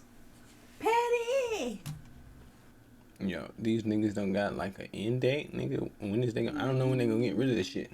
That's because they want They you just to saying rush limited in, time rush only. in, rush in. Probably one of those, buy it, and then once we run out, we're never getting any more type shit. No, it's going to take them like the year after next to bring it back. And they going to have it there for a while. No, I mean like how, What is that? I mean like how, the McFlurry, or what's it called? What's it called? Pumpkin pie? I don't know what that is. Oh, that ain't nothing. It looks like, I don't know. But, I know McDonald's, or at least the lady, when I was talking to her, she said that McDonald's, they get the Shamrock Shakes, and then that's what they get, and once it runs out, it runs out. So I remember I went there, it was like a month afterwards, and she said we still got it because we haven't run out. So, Taco Bell, they might be doing the same thing. I know Taco Bell was owned by Pepsi. That's crazy. Oh no, Mountain Dew was owned by Pepsi. That's why it said PepsiCo. I'm like, what the fuck? Because I thought that was owned by some old lady company or some shit like that. Oh yeah, so this is the first, I know you didn't know, so I'm introducing you to ancient history. This is the first song to ever go viral on TikTok ever.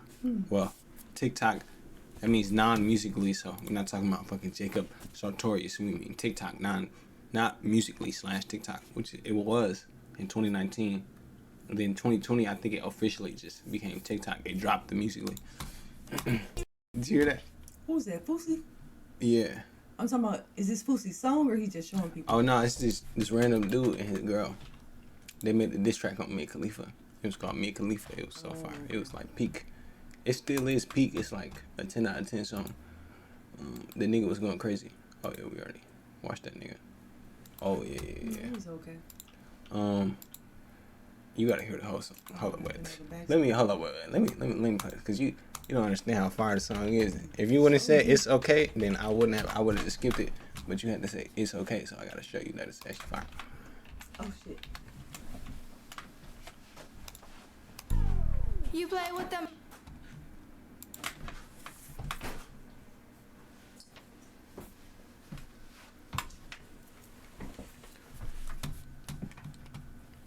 Alright, so this girl, she had posted herself smoking weed in a hijab, Yeah, I remember. which it's like a Muslim thing. And then me and Khalifa said,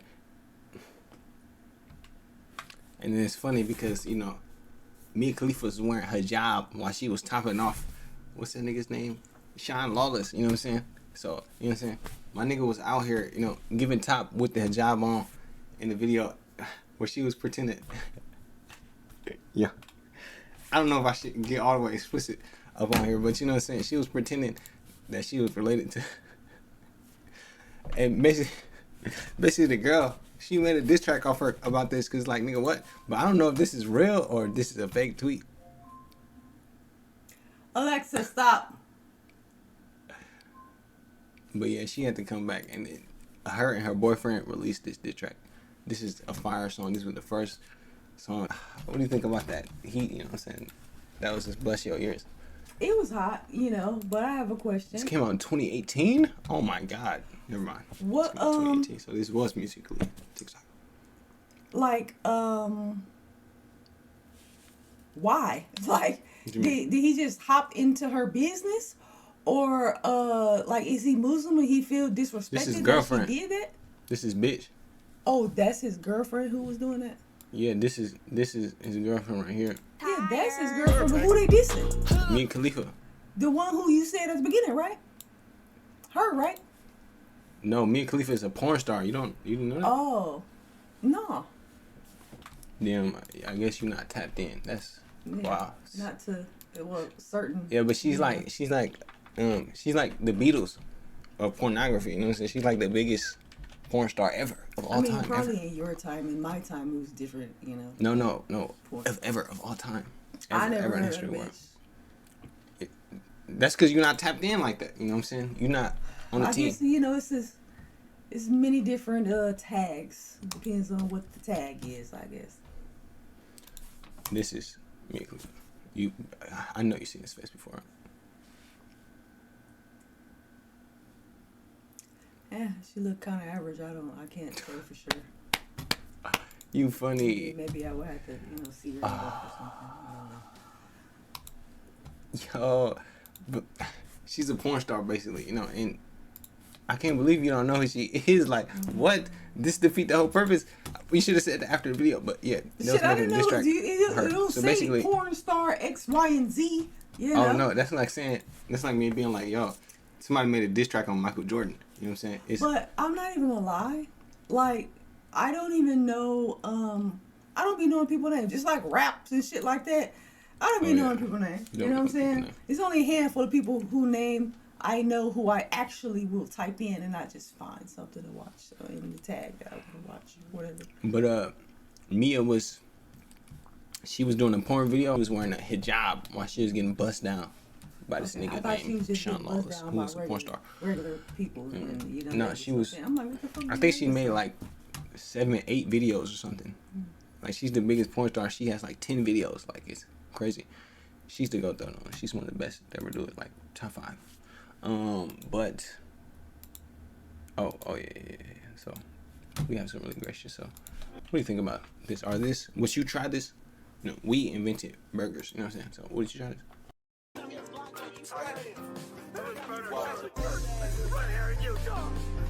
so freaking pissed right now. I love that guy. He would have been our next president. So would you eat that? Most definitely I would. Oh, you would? Okay, good. I would eat it as well. It looks very appealing. Oh. You hear me? So Cash Doll, right? I don't know who this is. Apparently, it's some woman. I mean, I don't know who this person is, but she's a rapper. Oh, she is. Okay, she was talking with Lil Wayne, and let's play the video. You hear me? They can't fuck with you. I don't give a fuck about all that comparison on the internet right now. Motherfucking go! You hear me? Okay, so what do you think about this video? That's absolutely absurd and disrespectful.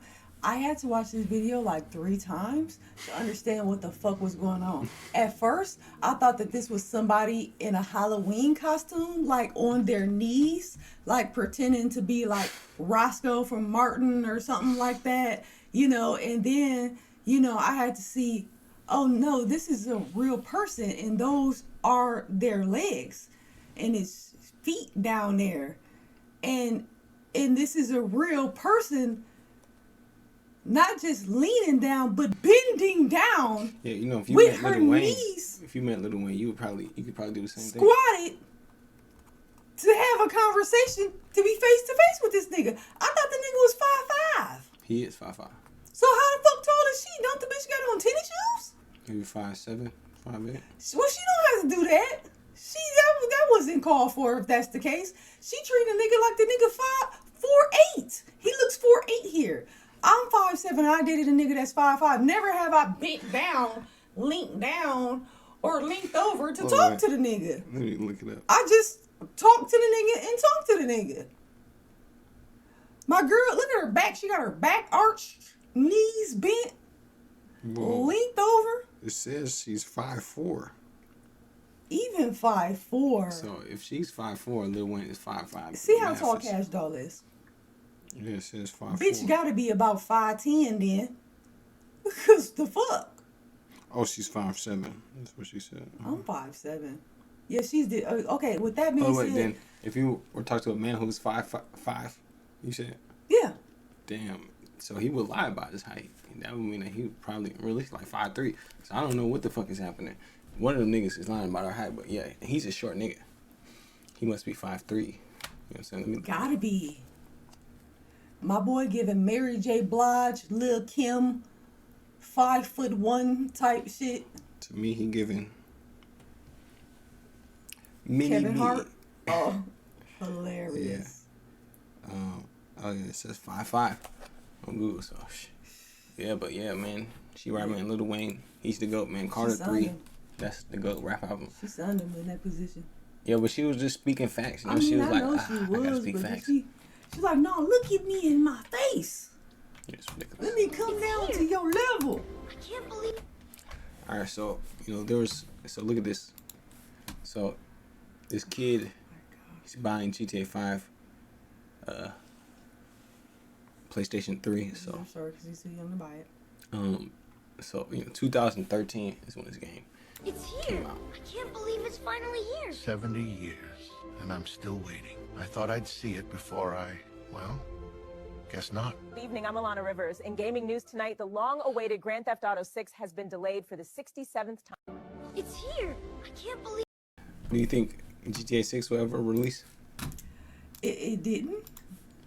No, it did not. It did not release. It depends on what the guy that I'm with, what he's into. I haven't been with a guy that's into Grand Theft Auto since 2018, so I don't know. I know they was talking about another one being. I thought it dropped. I don't know. Yeah, it's going to be the greatest game of all time when it does drop. What's the hold up? They need to perfect it because the last one took 8 years. Red Dead Redemption 2, which is the most overrated game ever of all time, ever in the history of the world. Red Dead Redemption 1 and GTA 5 are better in every way: story mode, map, gunplay, everything. But people glaze that game. But they took 8 years to make that because they have to literally voice record the dialogue. So it takes years to record the vocals for this shit. You know what I'm saying? Just long, but We should all spread peace and positivity. Say one good thing about Lil Durk. He's in jail. He's gonna get out, bro. All right, fuck it. Free Durk, man. Oh, they said call top 5. Call top 5. Why? That's what they saying. That's what they saying. You don't like him? No, they said. Oh my God, I'm involved in the. Bro, I brought one of his ops on stream. I brought one of his ops on stream and then he violated me. He said he's gonna kill my family and shit. You should have bought him a new neck.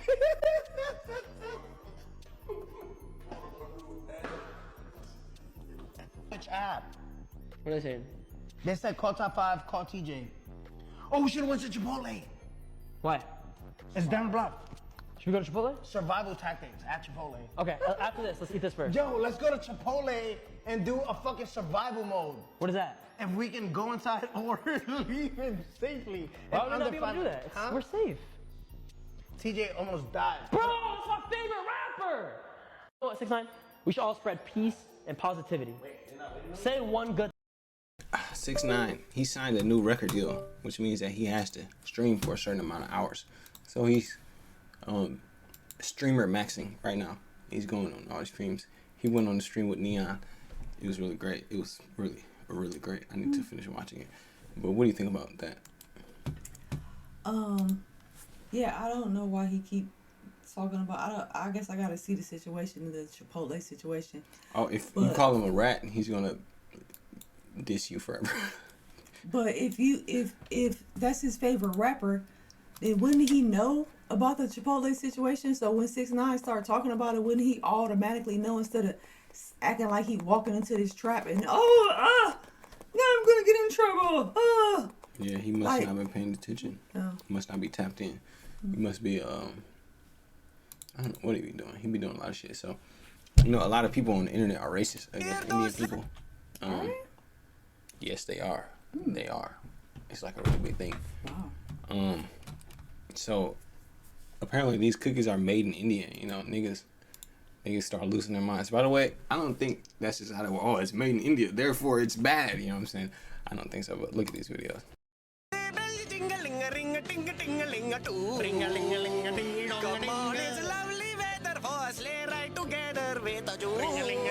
Outside the snow is falling and friends are calling you home. Come on, it's lovely weather for a sleigh ride together with a Joe.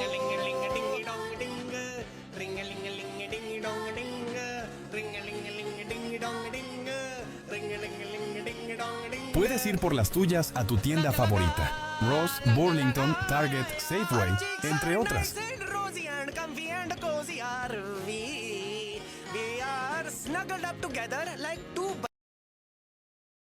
Okay, so as we all know, these butter cookies, I call them butter cookies.